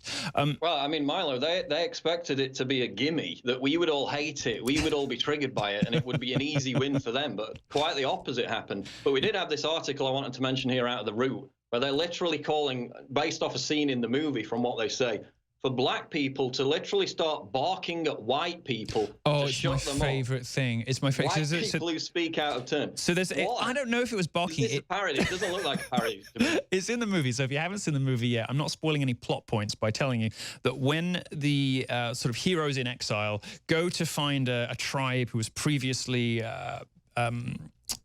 cast aside or whatever, they go and they're searching for allies to try to build up their base before they launch an assault back on Wakanda. And when they find these guys up north, they happen to have a sort of typical movie white guy who's a bumbling, awkward, terrified idiot, which is of course how we are portrayed in advertising and in the movies on TV these days. And he tries to pipe up, and they do actually bark at him. It's something between. Well, I went on to YouTube and I listened to. They describe it as maybe like an ape-like grunt. But, well, an ape-like grunt. Well, I went onto YouTube and listened to various animal sounds to try to pin down exactly what animal it is, and I'm still searching. So maybe in one of the breaks I'll keep trying and I'll see if I can work out what it is. But yes, I mean, it's sort of.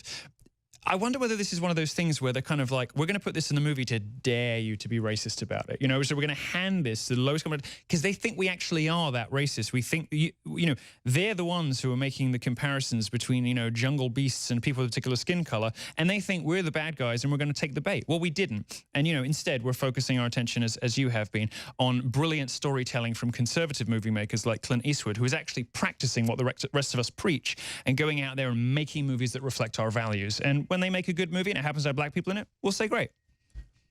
Okay, Milo is going to take over the reins in the next segment. I've been Paul Joseph Watson. Breaking news at Infowars. infowars.com. Don't go away. Milo will be back.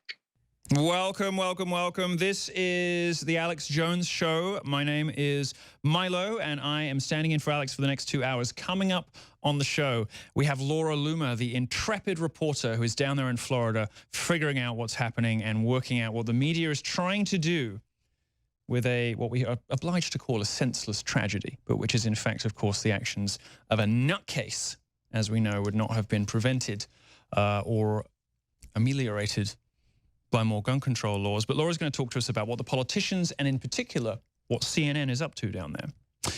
Also coming up in the show, we have Phil Labonte, who is a rock metal icon. He's the lead singer of All That Remains. He has been called an apologist for the murder of children because he came out in support of the Second Amendment despite the emotional arguments from the media, everywhere in the media, following the horrible events in Florida. Something of a somber tone in the streets of Florida. I live in Miami, in fact, not very far from where this happened. And it has been a miserable time to be out in South Florida, sort of unusually somber tone on the streets, even of Miami. So, what's going on down there? Well, before we get into Florida, I have some news related to, well, myself. And that is Simon & Schuster lawsuit, which today I've announced that I am letting go. Some of you will remember, Alex is kind enough to bring it up when I'm on the show from time to time, that my book, Dangerous, which was a New York Times bestseller and sold, it was a New York Times bestseller for 5 weeks, sold hundreds of thousands of copies, made a lot of money, was dropped by Simon & Schuster. I believe that they picked up the book having no intention of publishing it ever, and probably planning to force me to quit because, you know, that mocked up manuscript that hit the internet, you saw all those edits that they tried to embarrass me with. Well, there was a reason they did all that. Anyway, today we've announced that we've dropped the lawsuit. Why? Because the book did so well. And this is the good news story about all of it. When you sue somebody for damages, you have to establish that they cost you some money, or maybe that they cost you they did you some reputational damage.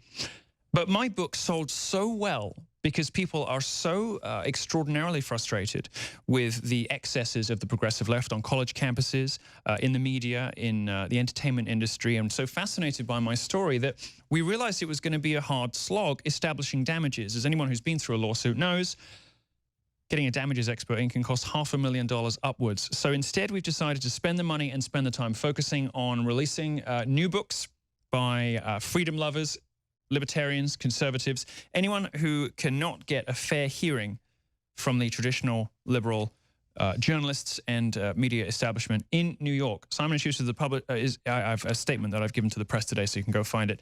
Pretty much everyone's reporting on it. Of course, they're all crowing about me dropping the lawsuit, failing to understand that what I have established with this lawsuit, which Alex does on the air every day on his show, and I'm attempting to do in live events and in publishing, is that we don't need them anymore. We don't need the progressive media anymore. We don't need the big liberal behemoths to get our message out, and not just in small ways, not petty fringe acts of resistance. We don't need them anymore to become New York Times bestsellers. We don't need them anymore to have massive shows listened to by millions of people. And Simon & Schuster has demonstrated that when you behave badly and you treat not just authors but their readers like pieces of you-know-what, the conservatives and libertarians and freedom lovers everywhere can just go out and do it on their own. Alex has done it. I've done it. And we both encourage you to do the same thing. So I'm going to be focusing on Dangerous Books, which is my new book imprint. And it's all very good news. Another bit of news related to me, and then we can get on to the actual news, because people do like me to give them a little update, little Milo update. Phoenix, I have a show in Phoenix, and here's what Antifa has been up to in Phoenix. The promoter for the Phoenix tour, I'm reading from notes that I just got sent by my booking agent. The promoter from Phoenix made the mistake of putting his logo on a poster for my speech, which is due on Friday. Intimidating men then rang his home doorbell and started threatening his girlfriend. His girlfriend is now terrified. They phoned every venue that he has ever worked with in the past or works with currently. And Antifa has been tweeting him every 10 minutes, all day, every day, with threats of physical violence and death threats against him and anybody that comes to his shows, with the result that one venue's already canceled their relationship with him.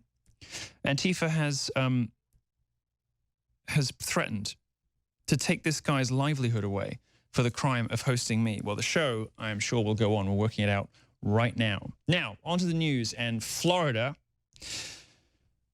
Well, what were the reasons for this shooting? What moved a young guy to open fire and kill 17 people? We may never know what's in this guy's head, but we can make some observations, I think, about the prevailing culture. I think we can make some observations about what's been happening to America in the last couple of decades, which might be leading young boys to act out. Now, the first thing to say about Florida, South Florida, and in particular Broward County, where this happened, is that they had a new initiative aimed at school safety, but rooted in social justice, that was instituted a little while ago, August of 2017. They brought in a new initiative. It was called the Broward County Solution. And the Broward County Solution was designed, get this, to reduce the statistical disparity between Black and Hispanic arrests versus white and Asian arrests. And of course, this young guy, whose name contained Jesus and Cruz, this Nicholas with a K, would have fallen under the Hispanic definition of this new policy from Broward County schools. A Denver organization called Padres y Jóvenes Unidas successfully advocated for a program like Broward's to achieve racial and educational equity in Denver schools. This policy designed to, in other words, turn a blind eye to minor infractions from students of color, students from so-called marginalized communities, and to punish more harshly the wrongdoing of white students and Asian students because there's a disparity in the statistics. It never occurred to anybody that it might be a good idea to fix the reason that there is a disparity in the crimes committed. No, this was a superficial fix, which is exactly what social justice does. It's exactly what social justice is. Entirely predictable that they would treat the symptoms and leave the disease rostering? Rostering's not a word. Leave the disease rotting and festering. That's what I was going for. Cruz, of course, had been suspended from Stoneman Douglas High, not just for fighting, but for being caught with bullets. Now, to say nothing of the FBI's utter incompetence, and we're going to speak to Laura Loomer in the second hour that I'm on today about whether there's any incentive that the FBI might conceivably have for not pulling these people in and for allowing these crimes kind of tacitly to happen. Aside from the FBI's incompetence, if Broward County did not have this policy, is it conceivable that this young guy, Cruz, might have been removed from schools and might have been removed from the community sooner? Fighting, no big deal. But the guy was carrying around bullets. Let's not put him in juvie. Let's let him go because he's got the name Jesus and Cruz. Of course, this is not the first time it happened in Miami. I'm talking about Trayvon Martin. It seems to me that if we stop holding boys to female behavior standards, stop feminizing our playgrounds, stop throwing them all on antidepressant drugs, Dylan Roof, of course, being the best example of a young boy thrown on drugs, maybe we wouldn't have these outbursts of so-called toxic masculinity. Masculinity is not toxic, but it can become dangerous if it is suppressed and abused by an increasingly feminized educational establishment.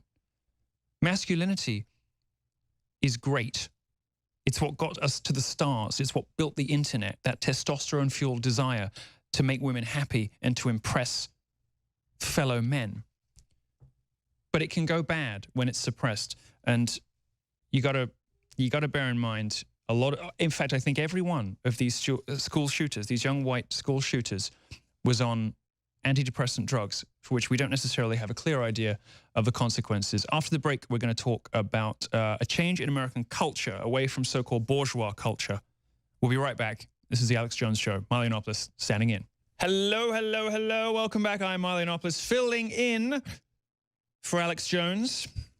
I'm in my CPAC outfit, by the way. It's CPAC this week. I'll be headlining a party with Mike Cernovich, Stefan Molyneux, a couple of other people in Washington, D.C.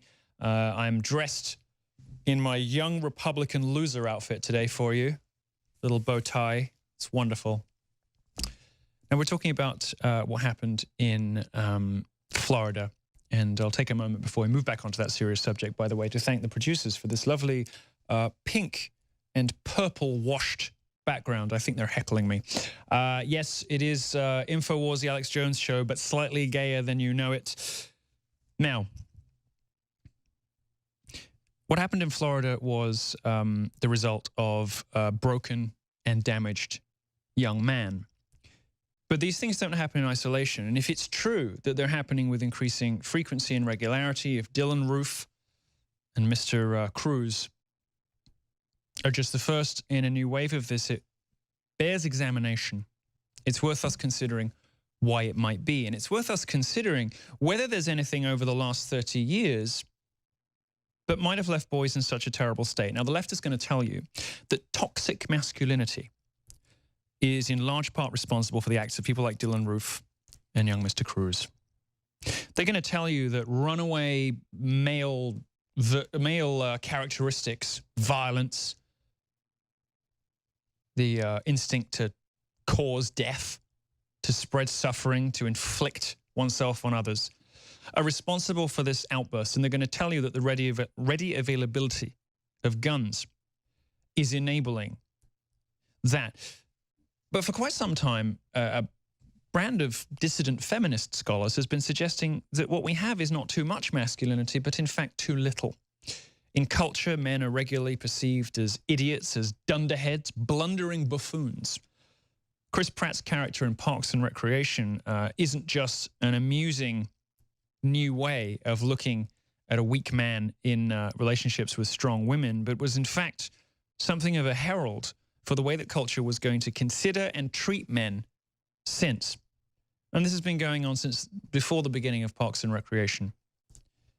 Now, scholars like Helen Smith and Christina Hoff Sommers have published books on the subject. Men on Strike by Helen Smith and The War Against Boys by Christina Hoff Sommers. Both deal with the question of boys' natural boisterousness and energy, hugely excessive energy levels. We all remember being there. Being not just tempered, but suffocated by an increasingly feminized society, and in particular, increasingly feminized education. And one of the results of that, of course, one of the results of constantly judging boys by the standards, usually, yes, there he is. There is Chris Pratt. Actually, by the way, I don't want to say anything too mean about Chris Pratt because I have a reasonably strong suspicion that he's one of the only proper freedom-loving, gun-toting Republicans in Hollywood. I just wish he would say so. I'm pretty sure he voted for Trump.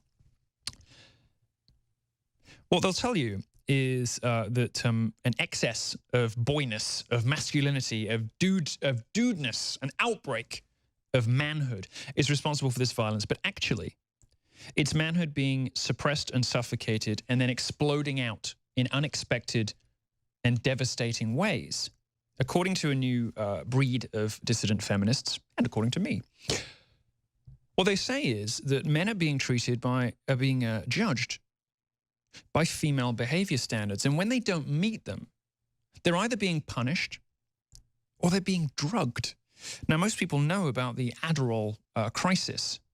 I wrote a column in 2015, as long ago as that, for Breitbart, saying to stop mass killers, we have to stop drugging our young boys. A dependence on prescription drugs to control the behavior of young boys so that they don't get out of hand, so they're not loud in class, so they don't have fist fights in the playground. All the stuff that boys need to do when they're growing, when they're getting the energy out of their systems.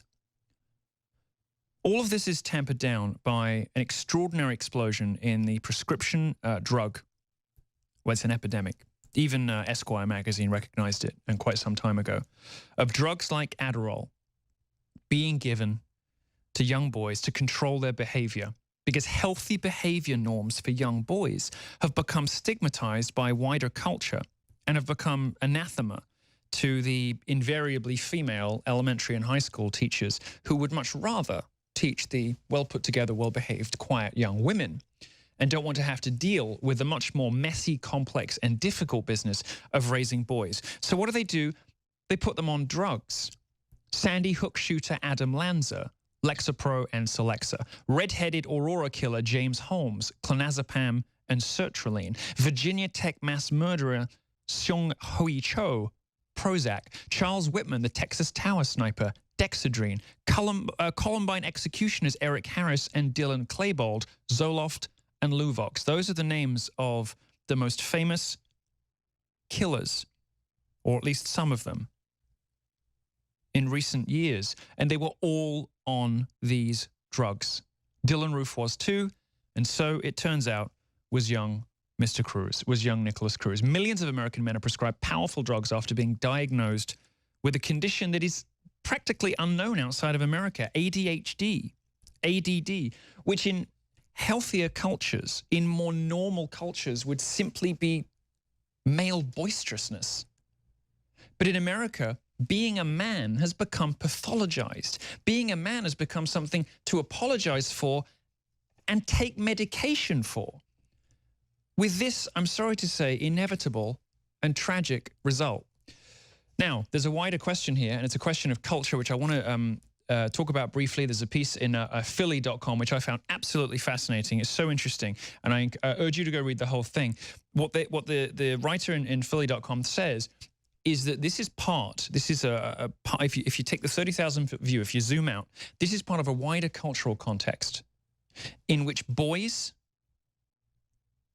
and the role of manhood in general is being written out of society, and behavior codes that would traditionally have been adhered to by the bourgeoisie, by the middle classes, are being stigmatized in favor of free love. Now, free love, the sexual revolution, was a project of communism because, and singularly and especially, the reason they wanted everybody having sex with everybody is because it breaks down the most powerful engine of Western democratic capitalism, which is the nuclear family.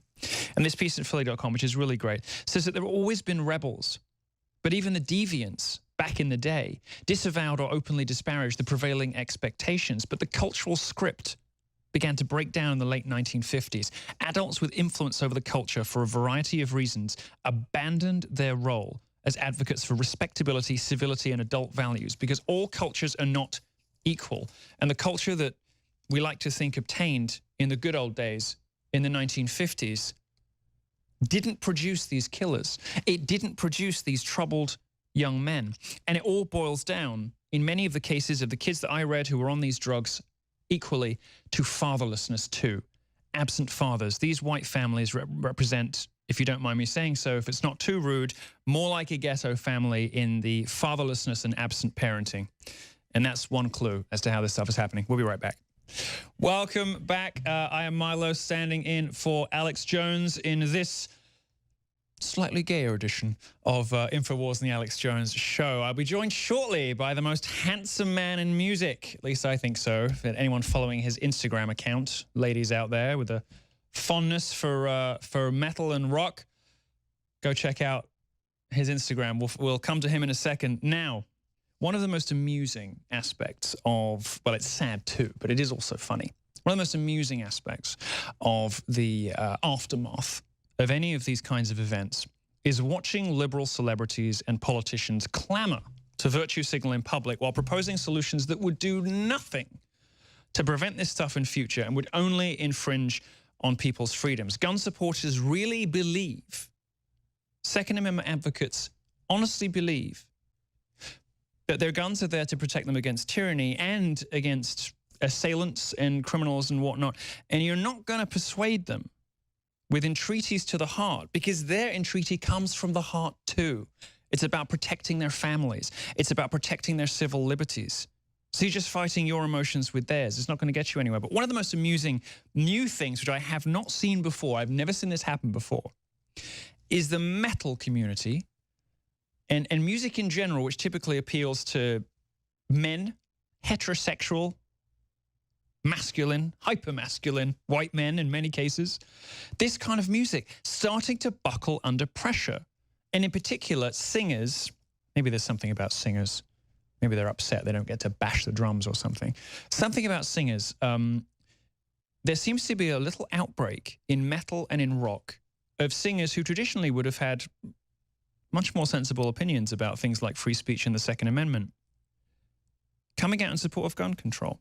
Now, joining me is Phil Labonte from All That Remains, a band that I know that many Infowars listeners, many Alex Jones fans are going to be huge, huge devotees to. Thank you so much for joining us, and thank you for joining, well, for being on camera too. You can see there's rippling muscles under the. There's these little. Look what's going. Look at those traps. My goodness. Now, if you find is it Phil That Remains on Instagram. If I were into white guys, my goodness. Now. You are a supporter of the Second Amendment. You are a supporter of many of the same values as the sort of populist, patriotic, freedom-loving America movement. You know, the people who voted for Donald Trump and all the rest of it. Now, you are not one of the singers, one of the members of the metal community who is advocating for gun control in light of this event. Quite the opposite. And you're coming in for a bit of criticism as a result. What happened to you? No, I do not. I do not advocate for gun control.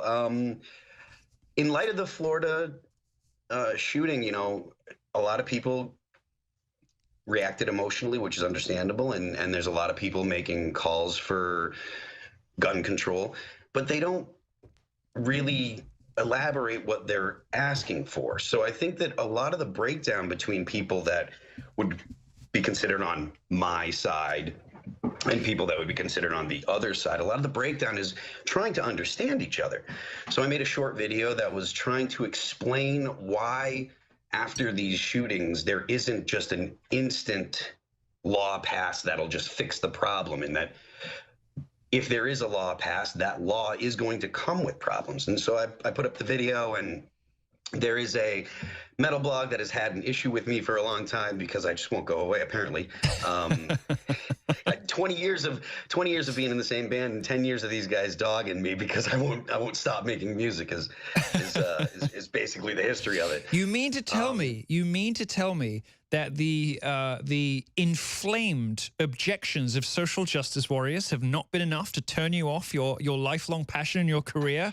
Good heavens. You know, there's me thinking you would crumble. Fall over like a pack of jokers. All right. No, so look, you posted an inspiring guy. Do you post? Well, thank you. I call that, by the way, I call that the Ann Coulter thank you. Have you ever noticed when she's paid a compliment? You know, you paid that usually whenever she's paid a compliment on cable news, she'll say thank you. I think we should all start. We should all start doing it. Now listen, you posted a video trying to build bridges between the people who want all the guns taken away and the people who appreciate what they're for and what they're about. What'd you get called? What'd you get accused of as a result of this video?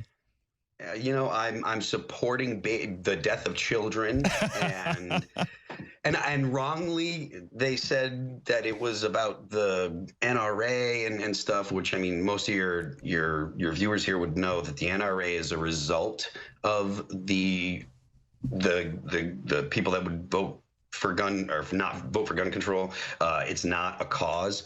The support for the Second Amendment isn't because of the NRA. The support for the Second Amendment created the NRA. So the NRA doesn't make people vote a certain way. It's that people vote this way, and the NRA kind of jumps in and says, "Oh, we'll go ahead and give you a hand to spread your word." But I mean, the left hates the NRA because the NRA is one of the few examples of a truly effective, rich, well put together, beautifully oiled right-wing advocacy group.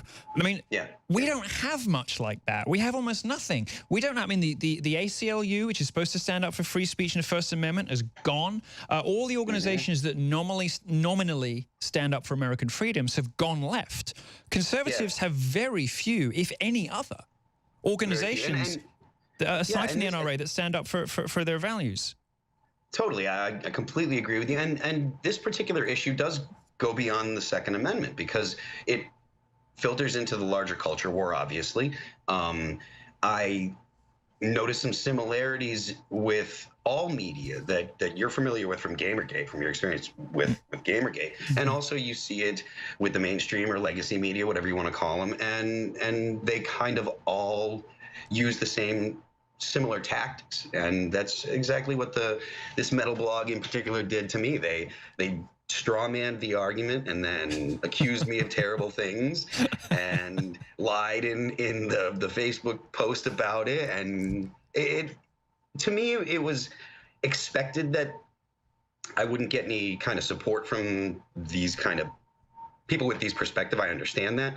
But when it was just libelous claims about me, when really all I was trying to do was help people to understand why it hasn't, I was just trying to help people understand why there hasn't been an immediate law after one of these terrible shootings. And it's not because people are callous or don't care. It's because it's not as simple as that. And as soon as you start talking about passing laws, you do run into the Constitution. And so, like I said, it's beyond just the Second Amendment, because if you're going to go ahead and pass laws that circumvent the Second Amendment, you're going to see these same people looking to pass laws. They're going to come for the first. We're going to go to break in a minute, but I just want to get your. I'm going to. If you can stay with us for another 10 minutes, we'll hold you over a little bit into the next segment. Let me just get your reaction to. There is a metal blog called Metal Sucks. No comment on whether that's connected to the rest of our interview.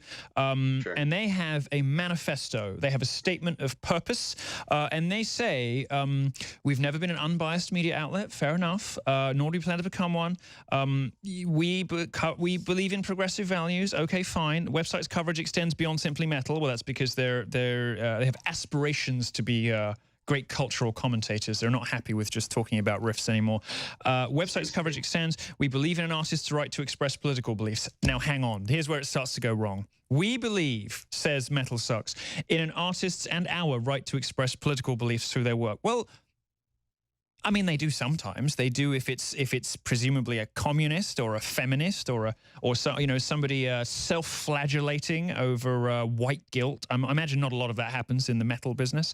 But what was amazing to me reading this was the comments underneath. The comments underneath from their own readers who are absolutely brutal. They say silence is complicity. We are proud social justice warriors. We will not be bullied. Well, they are the bullies, and they are the people engaging in hate speech. We're going to talk a little bit about that and about the entertainment industry more generally after the break. Phil Labonte from All That Remains, a rare example of somebody who is genuinely, actually successful and famous, who doesn't mind speaking out. We'll be right back. Thanks so much. Welcome back. It's me, everybody's favorite pocket homosexual. I'm an acceptable kind of gay because I like guns and the Bible. Right, we're talking to Phil from All That Remains about his experiences speaking out as a defender of the Second Amendment, and we're going to jump straight back into it. Phil, thank you for joining us. Now, various people, and let's be kind and not call them out, but various other, and it does seem to be singers, doesn't it? It's the front men. It's not the bass players or the guitarists or the drummers. There's something about you guys. And, you know, singers are the divas of the band. You know, they've got you, and you're constantly posting pictures of, you know, lifting in the gym and all the rest of it. You little prim little divas. You're attention whores, aren't you? Anyway, the singers in metal are starting to feel the pressure, I guess, from journalists, from culture at large. And this has happened to, let's say, rock journalism first. Rock journalism, you know, Playboy, Rolling Stone went that way many decades ago. And now they're fully, you know, paid up in the tank, whatever.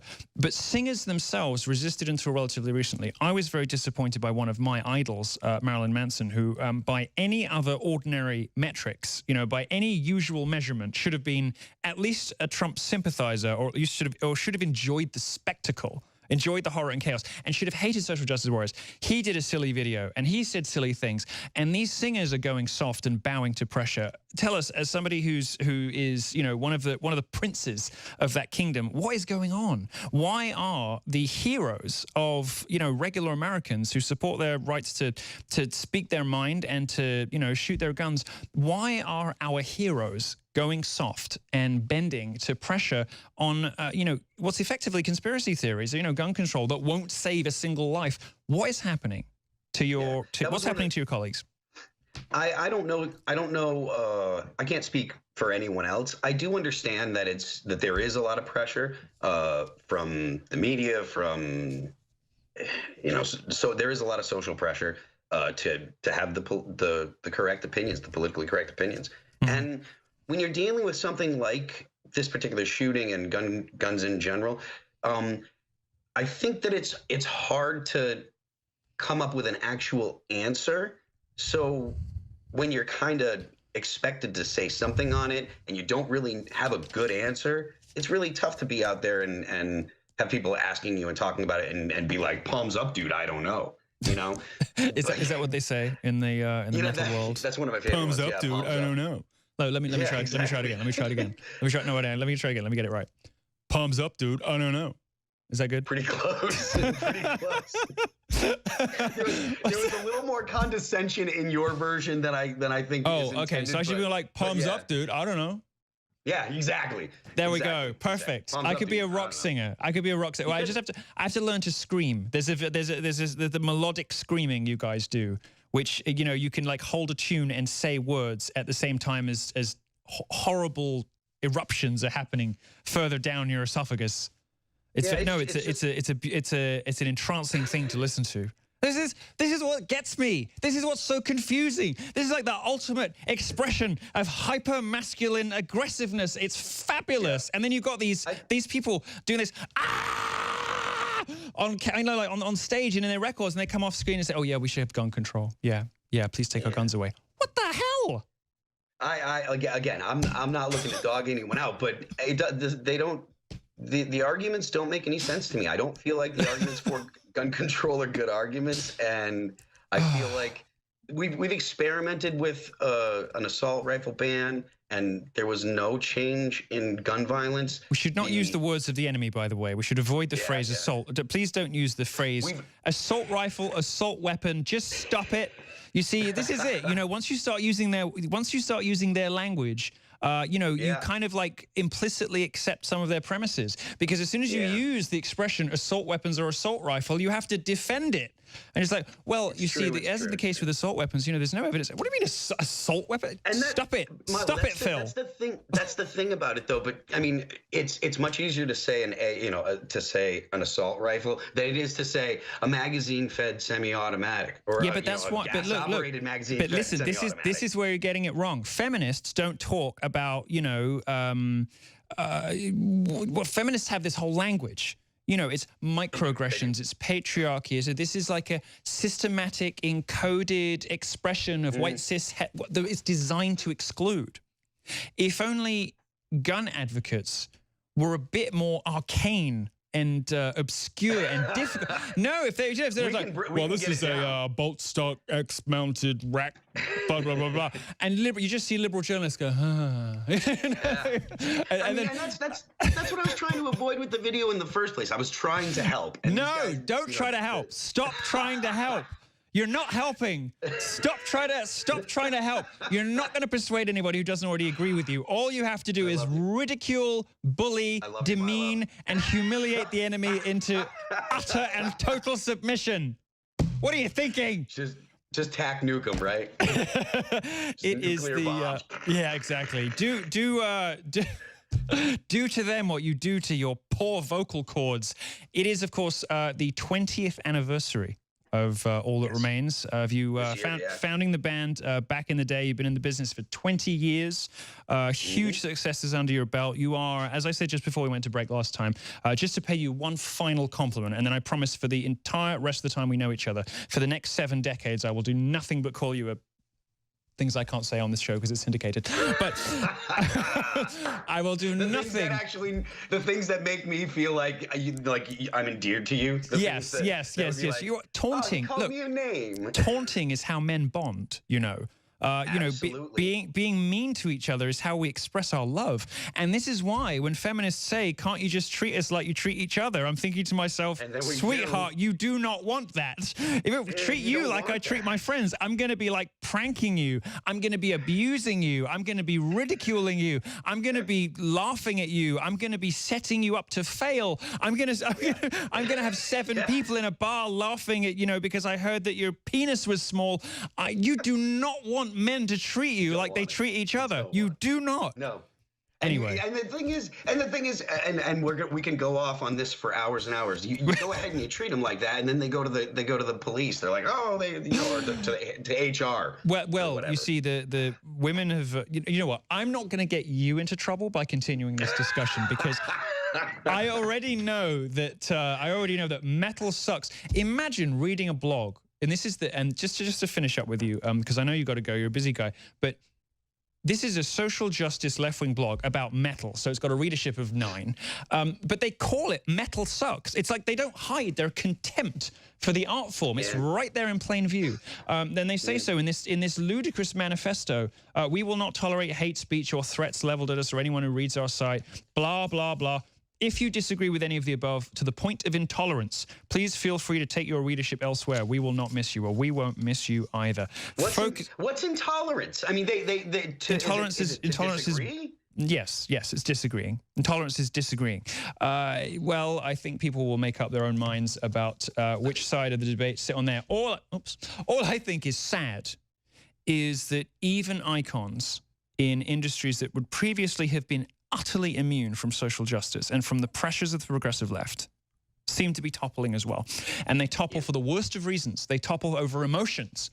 They topple over emotionally charged news stories instead of facts, reason, and logic. Well, at least if you're wondering where next to point your ears and your pocketbook, consider All That Remains instead of one of these other cucked metal bands. Phil, thanks so much for joining us. Congratulations on your 20th anniversary. 20 years in the business, still on top. And thank you for resisting the seductive entreaties, the siren call. You've strapped yourself to the mast so you can sail past the island unscathed and untainted by social justice corruption. Thank you so much. Thank you very much, and I'm sure we'll see you again. It's remarkable to me. Thank you so much, Phil Labonte. It's remarkable to me how even rock and metal singers, it's all over. It's all over. We got to create your own culture, folks. You got to support people who are not mental. Make your own bands and stop paying attention to the crazies of the social justice lunatic universe. Thank you very much. Next hour, I'm sorry, you've got me again. We're going to be looking at some video clips, the left using children. We've got Laura Loomer coming up and a bunch of other stuff. Thank you very much. We will be right back after these messages. He lies, he lies. The man in the sky lies. It isn't Alex Jones. I'm sorry to disappoint you. It's me. I'm Milo, standing in for Alex Jones in this final hour coming into of the Alex Jones show here on Infowars, and I have been asked to tell you about this. I have previously, by the way, tried out some of the Infowars store products. I had brain force the first time I did the show. I did feel more energized, I have to be honest. Although I had a little handful of them, so maybe I temporarily overdosed. But I did feel a little peppy. Could have been the presence of the Dark Lord in this chair. Maybe it was the brain force. Who knows? Give it a try. This is Ikurin. I always wanted to be one of those girls. You know, the women on game shows who show the washing machines or the vacuum cleaners. You know, and if you open box 7, you could win this Electrolux vacuum cleaner. And the girls, alas. It was not to be. Ikurin, it's simple. More toxins and diseases find their way into your system. The more important it is that your body's detox systems can keep up, because your liver and kidneys are the most important detoxifiers. This is a 30-day liver cleanse. And they didn't give this to me, but I am going to take it and try it and report back the next time they are stupid enough to allow me back in the studio. Milk thistle extract, which I've heard is good. It's a powerful set of ingredients. Support your liver and kidneys to help the fight back against toxins. I'm on a bit of a diet at the moment, so I don't have many toxins. But let's see. I'll report back. I'll let you know how it is. All right. Now, the Department of Homeland Security, just a little brief story before we have to go to our break. This is our short segment, but I just want to tell you a bit about this, and we'll carry on when we get back. Department of Homeland Security is going to publish proof, it's a story on Infowars, of massive Democrat voter fraud in 2016. And this is according to someone who has been QAnon, who has been tantalizing the internet with his insider scoops on the Trump administration. The the director of National Intelligence, together with the Department of Homeland Security, reports Jerome Corsai for Infowars, says they're planning to publish in March a study of the 2016 elections that will demonstrate massive Democrat Party voter fraud of a magnitude sufficient to have influenced election outcomes. President Trump signed an executive order disbanding the Presidential Advisory Commission on Election Integrity in 2018 because states controlled by the Democrats refused to cooperate. Many Democrats breathed a sigh of relief, thinking he'd given up his effort to uncover and correct decades of Democrat Party voter fraud. But it turns out that something might be there after all.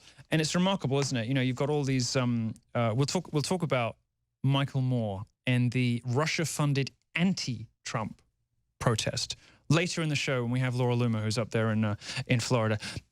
But it's remarkable, isn't it? The allegations that have come to nothing. There is no evidence whatsoever that the Trump campaign colluded with Russia. None. And what evidence there is that Russia may have attempted to interfere in the American election is muddy at best. One thing Russia did was fund an anti-Trump rally, which Michael Moore was at, because he is the definition of useful idiot.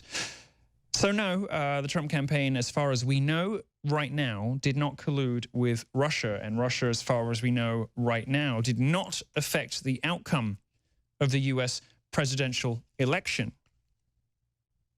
But voter fraud, which conservatives have always said was something the Democrats have been up to in every election since forever, might have made a difference. Not enough to swing it, obviously.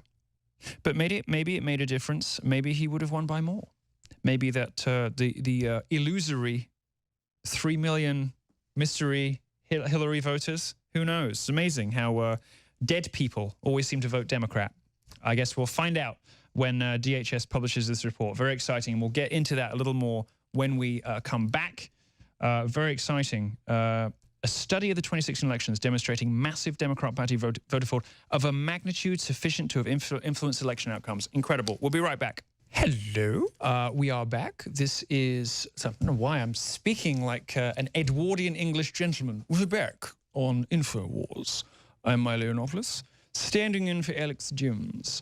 It's how we used to speak in my country before we got enamored with America. Fell in love with you guys. Now I sound like some kind of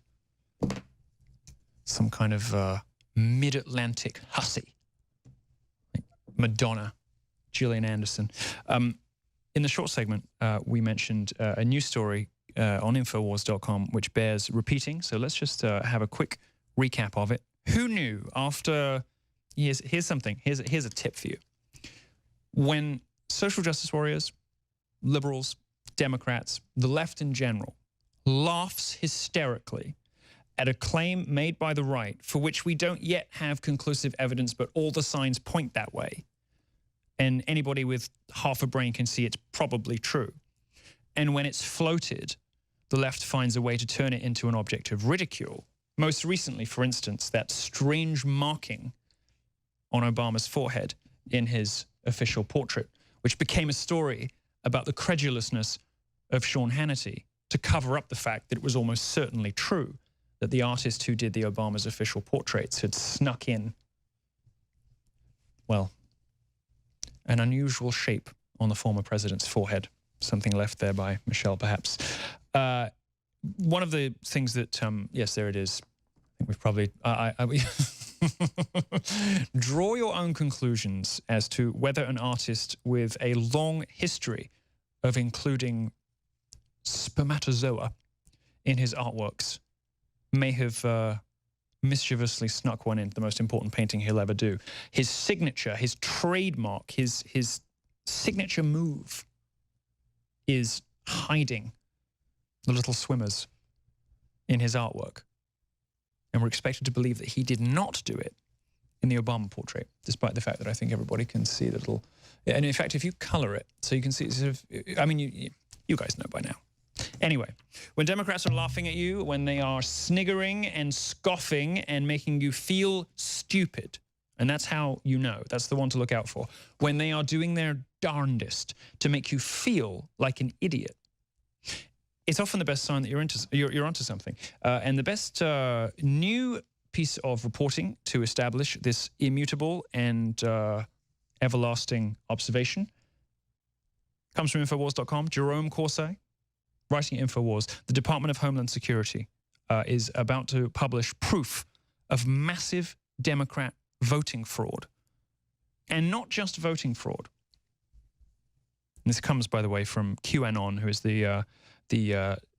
we don't know who he is. He seems to be an insider. Some presence around Trump. Who knows? Of course, again, that's one that the liberals have tried to make you feel stupid about, thinking that he might be real, but all of the verisimilitude is there. And so he says, this is a report on Infowars.com, you can go find it. The Director of National Intelligence, together with the Department of Homeland Security and the FBI, are planning to publish in March a study of the 2016 elections that will demonstrate massive Democrat Party voter fraud of a magnitude, and here's the key section, of a magnitude sufficient to have influenced election outcomes. That's the killer line. That's the one to take away with you. When they laugh at you, when they call you stupid, when they scoff at you, when the verified liberals on Twitter, imagine these idiots believing this. When they do that, it's a reasonably good sign that you're onto something. All right, later in the show, in this final hour, we're going to be speaking to Laura Loomer, who is a former Project Veritas operative. She's now an independent investigative journalist. She went into Mandalay Bay after Mandalay Bay said they'd fix their security problems and rode the elevator up and down, the service elevator. She's now in Florida, and she's going to join us at about past to talk to you about the machinations of everyone's favorite cable news network, CNN, who for some reason are hosting a rehearsal of their town hall meeting. It's like a free, open debate that CNN is hosting, but they're having a rehearsal for it, presumably so that if anyone brings up any really good persuasive arguments against gun control, that they can be fully prepared for them and know how to swat them down. Good Lord. So Laura Loomer is going to join us. She's also going to, we're going to play a video later in the show of her confronting local officials. But in the meantime, before we get to all that, I want to move on to something that liberals have done increasingly in recent years, probably in the last half decade, which is using children to promulgate their political ideologies. Using young people to tug on the heartstrings of reasonable but perhaps impressionable ordinary Americans, to try to persuade them of things that cannot be established with fact, reason, and logic alone, and which therefore must be intimidated and bullied and manipulated into the public consciousness with appeals to the heart. So the first clip I want to play is of the Florida school shooting survivor, and it's it's this little guy, David Hogg, and he's on CNN, and he's being asked to talk about Trump's tweet after the Florida school shooting. So let's play that clip. It's about a minute, and it's a Florida school shooting survivor turned resistance poster boy, David Hogg, who said on Monday on CNN that Trump should be blamed for the shooting and not the FBI, where, well, just coincidentally, his dad used to work. Let's play that clip. Dave, what did you both think about the president tweeting over the weekend? Very sad that the FBI missed all of the signals sent out by the Florida school shooter. This is not acceptable. They're spending too much time trying to prove Russian collusion with the Trump campaign. There is no collusion. Get back to basics and make us all proud. Yeah. I think it's disgusting personally. My father's a retired FBI agent, and the FBI are some of the hardest working individuals I've ever seen in my life. They work every day, 24/7, to ensure the lives of every single American in this country. And it's wrong that the president is blaming them for this. After all, he is in charge of the FBI. All right, that'll do. You can almost see him reading a teleprompter. I don't know if he is, but there's a certain, I can tell you as a performer, there's a sort of glazed look in your eyes when you're reading out, you know, a script that you've rehearsed, and he got the look. CNN has been coaching young people to give these impassioned, desperate, emotional entreaties with talking points cooked up by people in the intelligence agencies. I mean, this guy's dad was in the FBI, undisclosed by CNN. But just watch, and we'll play a little bit of this before we go to break, and then I want to come back to it afterwards. Just watch what happens when the same student can't remember his lines interviewed on a different occasion. And this comes from Gateway Pundit, our friends over at Gateway Pundit. And this is David Hogg stumbling over his words in an interview talking about drills on the day of the shooting when he has forgotten the talking points presumably provided to him by his FBI, former FBI agent dad. Watch this one. We had had a fire alarm earlier that day, and that was a drill. So we thought this was a drill too, just another one, because we have a lot of fire alarms, a lot of fire drills at the school. After we heard the first incident, we initially thought it was a drill. Actually, that was a bad choice. Hold on. It's okay, you're fine. Actually, that was a bad choice because the janitor. Sorry. It's okay. You're fine. You're fine. Look, this is like a bad child actor. He's like, I'm sorry, Daddy, I forgot my lines. I'm sorry. Was that what I was supposed to say? You wanted me to say guns are bad and Trump's a piece of whatever, didn't you? Did I get it right? I'm sorry. I'm sorry. Look, doesn't this kid suffered enough? Hasn't he had a bad enough time already being nearly killed? You got to leap on the poor little devil and have him spout platitudes? Let me tell you, nobody is as mellifluous and fluent and eloquent as those kids were when coached by CNN. And indeed, when you see them interviewed by other people, they're not. Simple explanation for this, which is they're being fed lines. This is another example of the left moving in on children. It's bad enough they're drugging all the boys and cutting their wieners off, pretending they're trans. Now they're putting words in their mouth to take away your Second Amendment rights. Disgusting. We'll be right back with more. Maybe we'll play that clip again, and then we're going on to see the clip from another student. We'll be right back. Welcome back to the Alex Jones Show, where our speech is free, our guns are loaded, and the only thing we want aborted is political correctness. Before the break, we played 2 videos of the same poor kid stumbling over his words because he'd forgotten his coaching. Let's go straight to a 3rd video that I want to show you, and it's a different Parkland, Florida student wishing, well, I'll show you what happens. Here, this video is what happens when kids are not given talking points by their intelligence agency, globalist, gun control, government oversight, overreach. Oh, it just makes me mad. When kids aren't given scripted lines, here's what's more likely to happen. Watch this. Well, let me ask you, this debate is now emerging about guns on campus. Do you believe that's something that we should be looking at? Absolutely. Unfortunately, gun control, it's definitely needed a little bit more. I don't think that we're going to get gun control in such a quick enough response. I believe that if we did bring firearms on campus to teachers that are willing to carry their firearm on school campus, if they got their correct training for it, I think that would be a big beneficial factor into school safety. Because, I mean, if Coach Feist had had his firearm in school that day, there we go. Out of the mouths of, well, not quite babes. Of course, he's a little older than the previous speaker, but still a student, ROTC student. Seen a little bit more of the world, doesn't presumably have a left-wing globalist FBI dad, able to speak a bit more freely. And there we go. We're going to bring in Laura Loomer, who is on the ground in Florida, to talk a little bit more about the aftermath of the shooting. But before we do that, I'm going to play a video. This is our video segment. I'm going to play a video of her confronting an anti-gun Florida congressman. Now, I'll read you the what she got up to, and then you can see Laura in action. One of the things that's fun about her, she really is fearless. I know Laura gets a lot of criticism online. She gets a lot of ridicule, mainly because she once struggled to tell the difference between a slash tire and a dry rot tire. I had her on my show, and I made her play Rot or Not. I put pictures of tires up, and I have to tell you, she had a very good strike rate. So maybe it was just the one-off. Anyway. Laura's been up there, and there is a Ted Deutsch, I guess his name is. Is that how you say it in America? Ted Deutsch, lying to his constituents, telling them AR-15s are assault weapons and were banned before 2004. All this is a lie, and this was a gun control meeting hosted by Everytown, one of the nation's largest anti-gun organizations. Laura went to confront this guy for lying to his constituents. Here's what happened. Ready? Yes.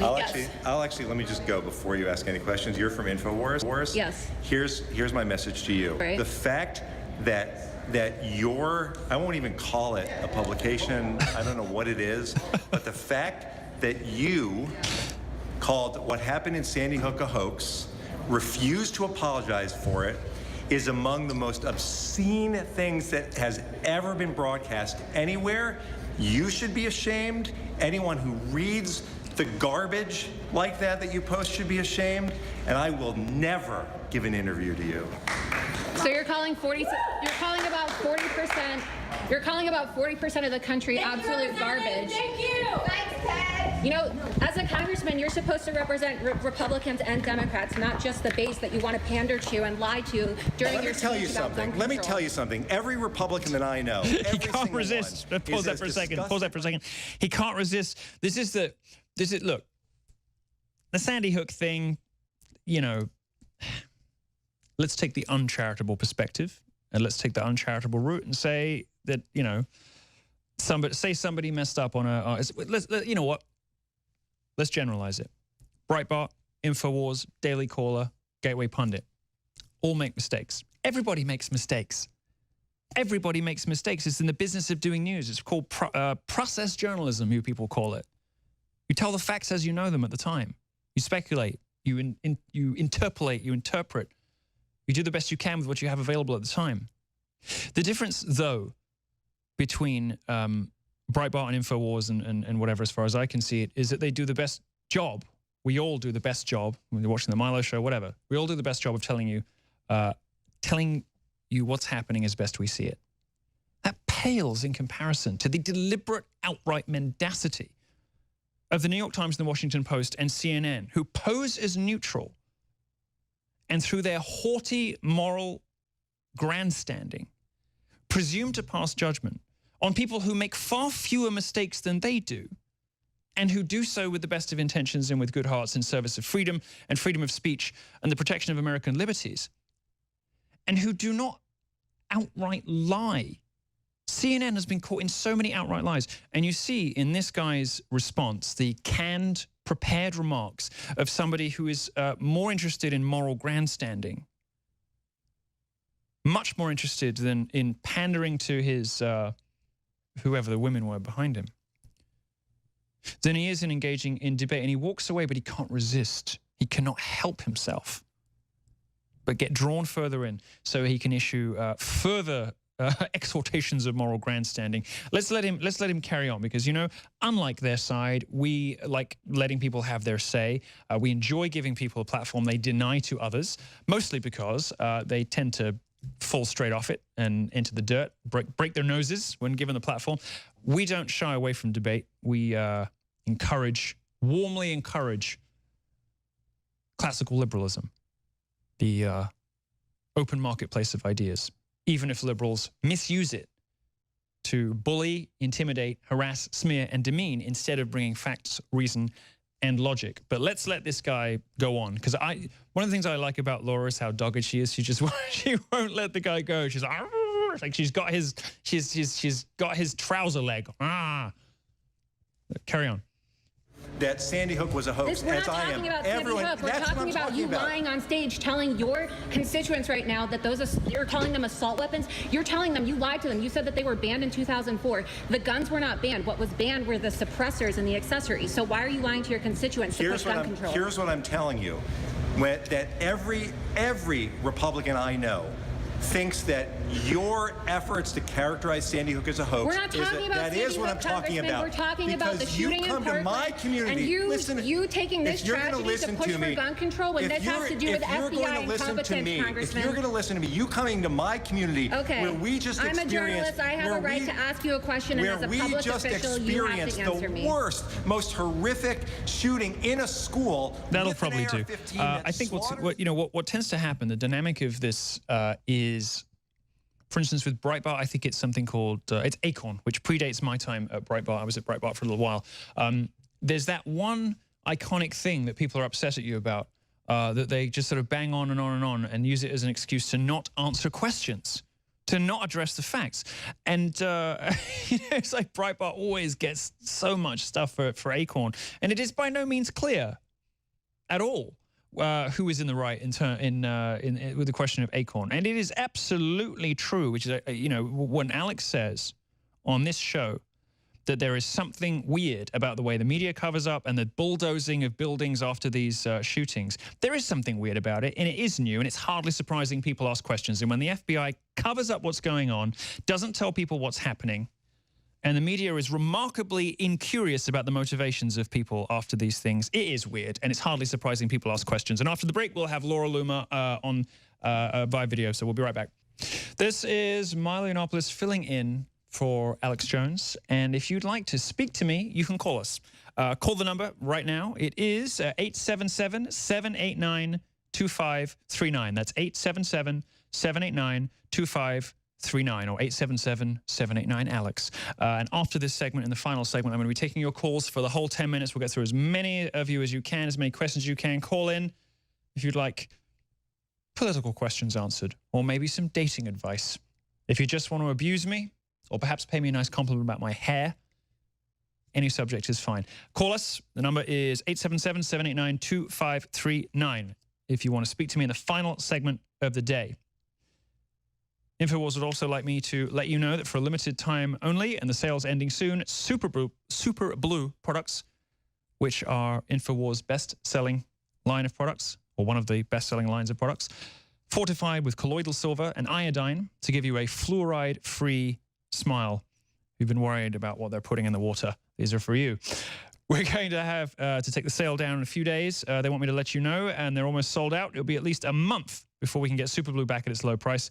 So there's no time to wait. Make sure to get yours now at InfowarsStore.com. That's InfowarsStore.com. Icurin, 50% off. Cellforce, 53% off. Running out of stock fast. Red pills.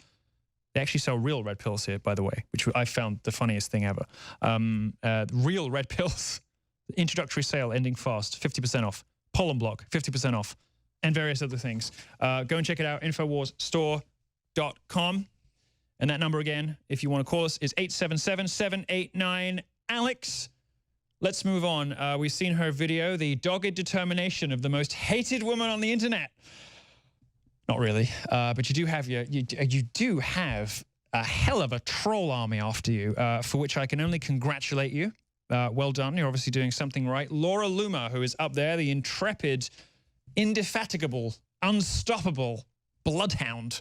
Laura Loomer up there in Florida, nosing around, and we have some news to break on the show. You've lost your Twitter account. What happened? Well, yesterday I confronted Congressman Ted Deutsch, who's a Democrat and anti-gun proponent here in Florida, who's really just taking advantage of this tragedy, really, to promote his own agenda. And I confronted him at a gun grabber meeting. And then when I, posted the video on my Twitter along with Infowars, I received a message this morning saying that I had a 7-day ban on my Twitter. So I can't put out all of this information, and I feel like they're really trying to just limit my expose of what's taking place here in Florida, because not only do you have Democrats pushing gun control, but you have the media organizations like CNN actively coaching these students whose parents are tied to globalist organizations like the FBI, for example, and they're giving them talking points. And it's a lot of these left-wing corporations and media companies, including Twitter, who are in on this. It's the teachers too. You told me before we came on air in the last break that one of the teachers at the school is potentially getting himself into trouble by telling students to show up at things. Tell us about that. Well, I doubt she'll get in trouble because, it doesn't really seem like they're willing to hold people accountable anywhere here in Florida. If it were a just world. If it were a just world. But there's an individual by the name of Sarah Lerner, and she's a journalism and English teacher at the high school here in Parkland, Florida. And she's violating the Florida Code of Conduct for teachers by texting students on their personal cell phone number. I mean, that's a really big no-no. In the era of teacher sex scandals, you're not supposed to be texting students on their personal cell phone numbers. But is he getting those numbers from their confidential student records, or yes, is it? I believe so, because a lot of students are receiving different numbers from different text messages from different teachers. Who shares their phone number with their teacher when they're 11 years old or something? You don't give your cell phone number to your science teacher. that's the other point of what I was going to bring up is our taxpayer dollars go towards funding these public schools in Florida. And the fact that those records are supposed to be confidential and they're now being used and harvested by these very liberal anti-Trump teachers who are using it to push gun control. I mean, I think the school deserves to be investigated. I think that the school deserves to be investigated because at this point in time, they're leaking confidential information about students.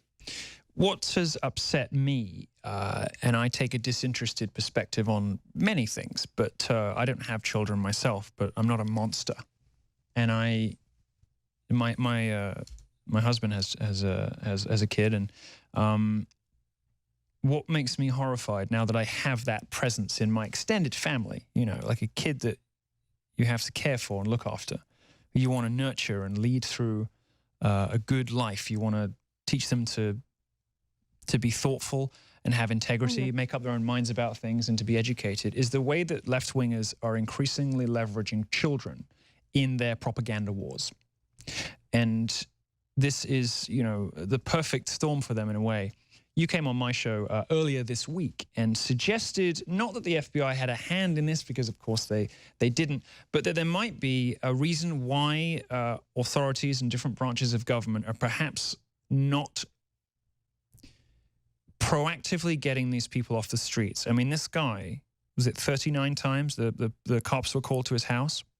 The FBI knew about him, but they didn't stop him from doing this. Now, nobody's saying that they knew when and where and how it was going to go down, but they knew about him, and they presumably could have done something to make people around him safer, and they didn't. Talk to us about why you think, is there an incentive? Is there a reason why the FBI is not doing so?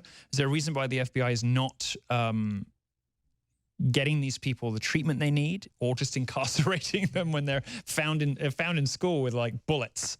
You know, what is the FBI thinking? Like, not actively and enthusiastically investigating this stuff? Are they really just all tied up with this bogus Russia investigation? What is happening over there? Well, I think there's two things that's happening. I think that they're too busy having affairs and sleeping with people who aren't their husbands or wives. And I think that they're too busy texting people and accusing Trump of being involved in Russia and all of this nonsense that we've seen taking place at the FBI over the past year or two. But the thing that's more concerning and most disturbing to me, in my opinion, is the fact that this is a pattern, right? We see it with the Fort Hood shooter. We saw it with the terrorists who shot up the gay club in Orlando. We saw it with, you know, just San Bernardino, right? You can go through this list of terrorists and mass shooters throughout the past year or two, and the commonality is that they were all known by the FBI prior to committing their attacks or acts of terrorism. So I personally wonder if the FBI has some type of benefit being the propaganda arm for the Democratic Party that they have become and proven themselves to be, by not taking out these threats to society, so that when they do commit acts of violence with guns, the Democrats can immediately politicize the tragedy and call for gun control, even though the FBI is probably working hand in hand with the Democratic Party, as we've seen on more than just one issue, besides, you know, targeting Trump and committing treason against our commander-in-chief.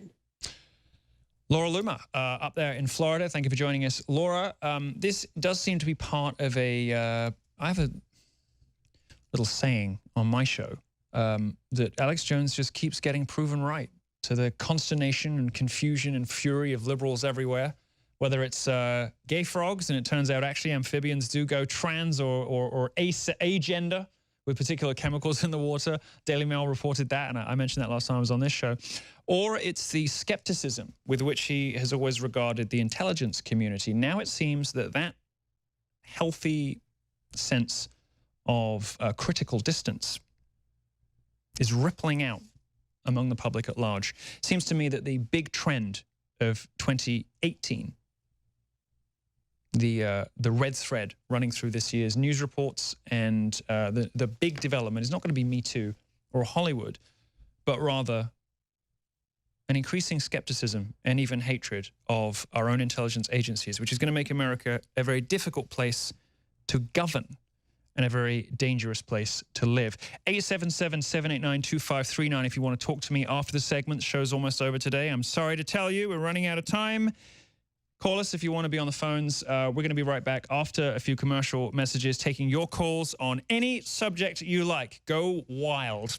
We'll be right back. He's the gentle giant. He's Uncle Alex to Trump's daddy. Alex Jones off gallivanting, doing whatever international men of mystery and truth-seeking do. I am Milo standing in for Alex Jones. Last segment of the last hour of the show. You'll be just as miserable that I am that it is coming to an end. And before we take calls, we've got time for a couple of calls. Let me remind you about Infowars Life's iCurin. Here we go. The best endorsement I can give you, because I'm very careful about what I put inside myself. As many... I won't make that joke, actually. We go out on the radio, don't we? Oh, let's do it. There we go. Milk thistle extract, 600 milligrams of it. More toxins and diseases find their way into your system. More important it is that your body's detox systems can keep up. And the liver and the kidneys are the ones who bear the brunt of all of your smoking, drinking, and carousing. Terrible things that you people do to your bodies while you're listening to Infowars, guzzling down Jim Beam and chain smoking. Well, you can help recover from all of that with some milk thistle extract, some N-acetylcysteine, some amla fruit, buplurium root, licorice root. I had to check because I thought they were making these up because they didn't sound like real things to me, but I've looked them up and they are. It's like when, you know, you get the yoga hobbyists who will talk to you about acai berries and babinga roots and things. They are real things. Liver and kidneys take care of you, so take care of them. iCurin, it's a formula that can support your liver in clearing your body, dangerous toxins, and so on and so forth. Powerful set of ingredients, including milk thistle extract, a clinically studied herbal ingredient proven to support liver function in the body with a complete 30-day liver cleanse. Pick up one of these. I'll do it myself, and I'll report back and let you know how I got on. This is the Alex Jones Show on Infowars. I'm Milo Yiannopoulos, standing in for Alex Jones in this last segment. Thank you to everybody who called in. We are going to go straight to Joe, who is on the line now, wants to talk to us about... What is it you want to talk to us about, Joe? I can't remember. SSRI? Ah, yes, perfect. Drugging our young boys. Welcome to the show. Thank you so much for calling. How can we help you? Yes, sir. I've been listening to the show for a couple years now. It's definitely got me woke. I do want to say that being active duty military, we get forced to drink a lot of water. Yes. And drinking fluoridated water has definitely had an impact on my health. But as soon as I switched to the Alexa Pures, I've got 2 of them right now, and I've never felt better. My water is very pure. It makes your whole body feel good. And I'm a big fan of all the Infowars Life products. I have tried the Carnivore, the Whey Protein, the Brain Force, definitely the X2, and I've never run into a product that I had any problems with or was not very, very high standard.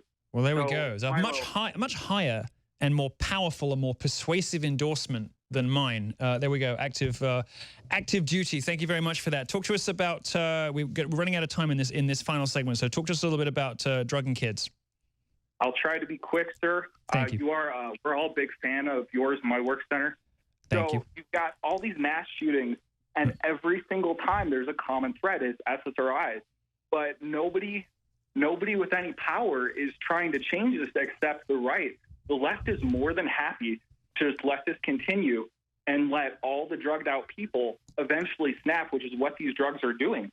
It does seem to be the case, doesn't it? It does seem to be the case that these drugs are having unforeseen effects on young men who, at some point, suddenly start losing it a little bit and commit these terrible acts. You must have noticed from being in the armed forces this culture-wide suppression and demonization of masculinity. Masculinity being that essential quality that not only keeps us safe, that is essential to the proper functioning of the armed forces, of law enforcement, and everything else, but also drives us to excel, drives us to explore, drives us to invent. Properly channeled and respected and appreciated and enjoyed. Men are wonderful, and men and women, different, complementary, equally fantastic in their own ways.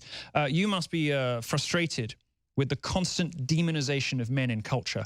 And it finds its highest expression in the hatred of the military and of law enforcement from the left. Have you seen that happen over the last few years? People sort of constantly bashing the very men who keep us safe. Yeah, there's definitely, I think, this demonization of the manly cut figure, you know, the old-fashioned kind of Clint Eastwood, just strong, tough, strong, silent type.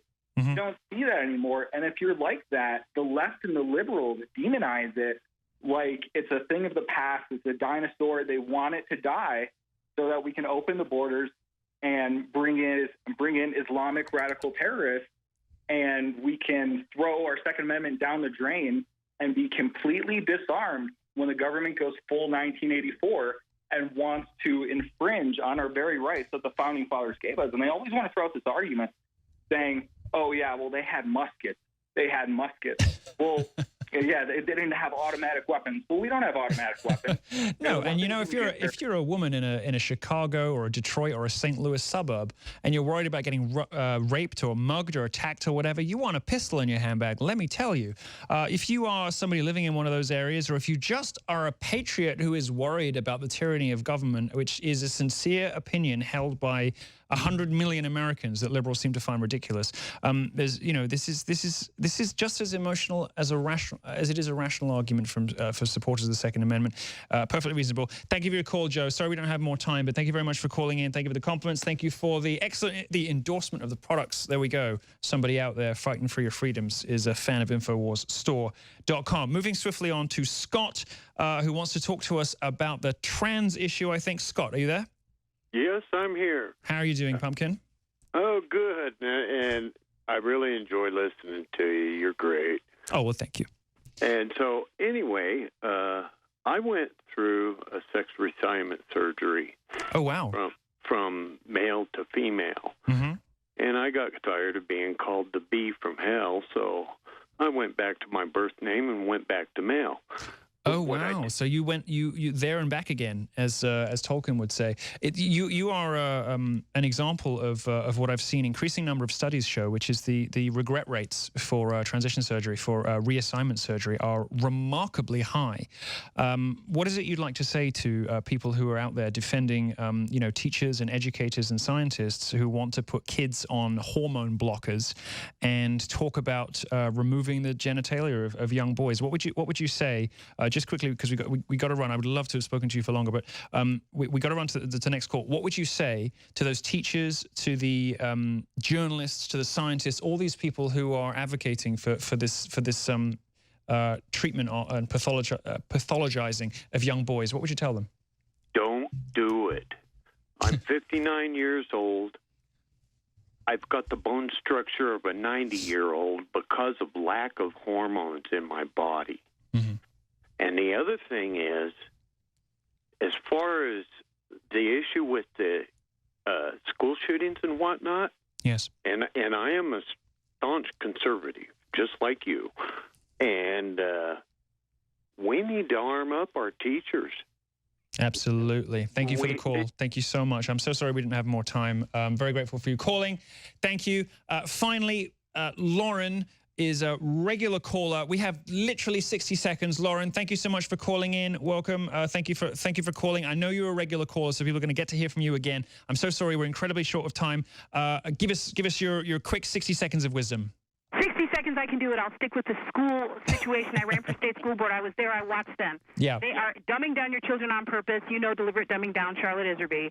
And none of this would be happening. How do you have 3 generations of lefties that don't understand guns is what made this country free?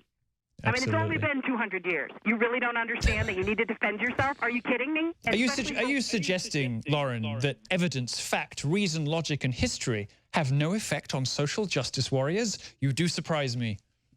School. This is your fault. It's not the congressman that's going to save you. It's moms and dads with common sense who decide they don't want to throw their children into this garbage pit. It's your own fault, your own fix.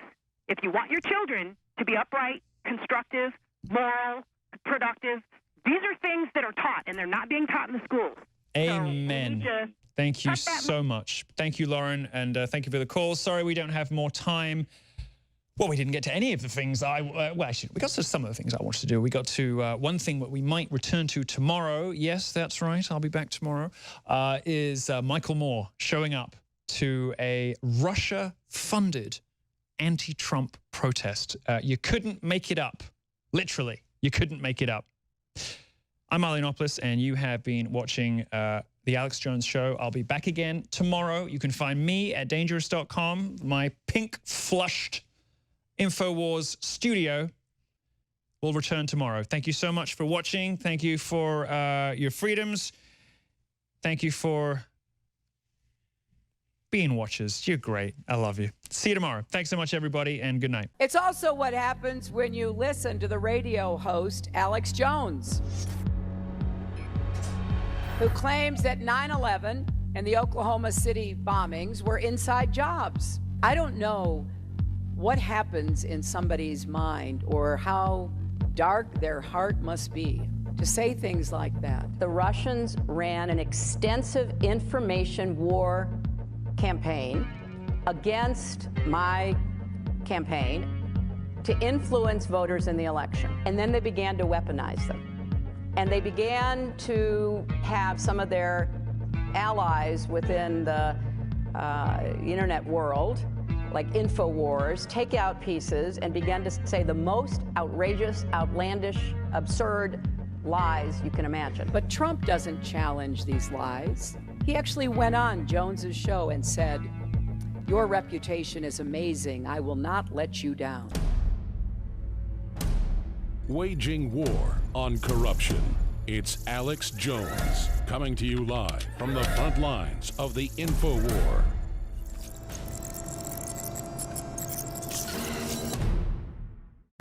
Introducing Icarin, a 30-day liver and kidney cleanse, exclusively available at InfowarsLife.com. We have set out with top researchers and developers to bring you the strongest, purest, most potent, documented system for your liver and your kidneys. There are 2 different formula blends in one powerful capsule. It also funds the Infowar, a total 360 win. Icarin, available now at InfowarsLife.com.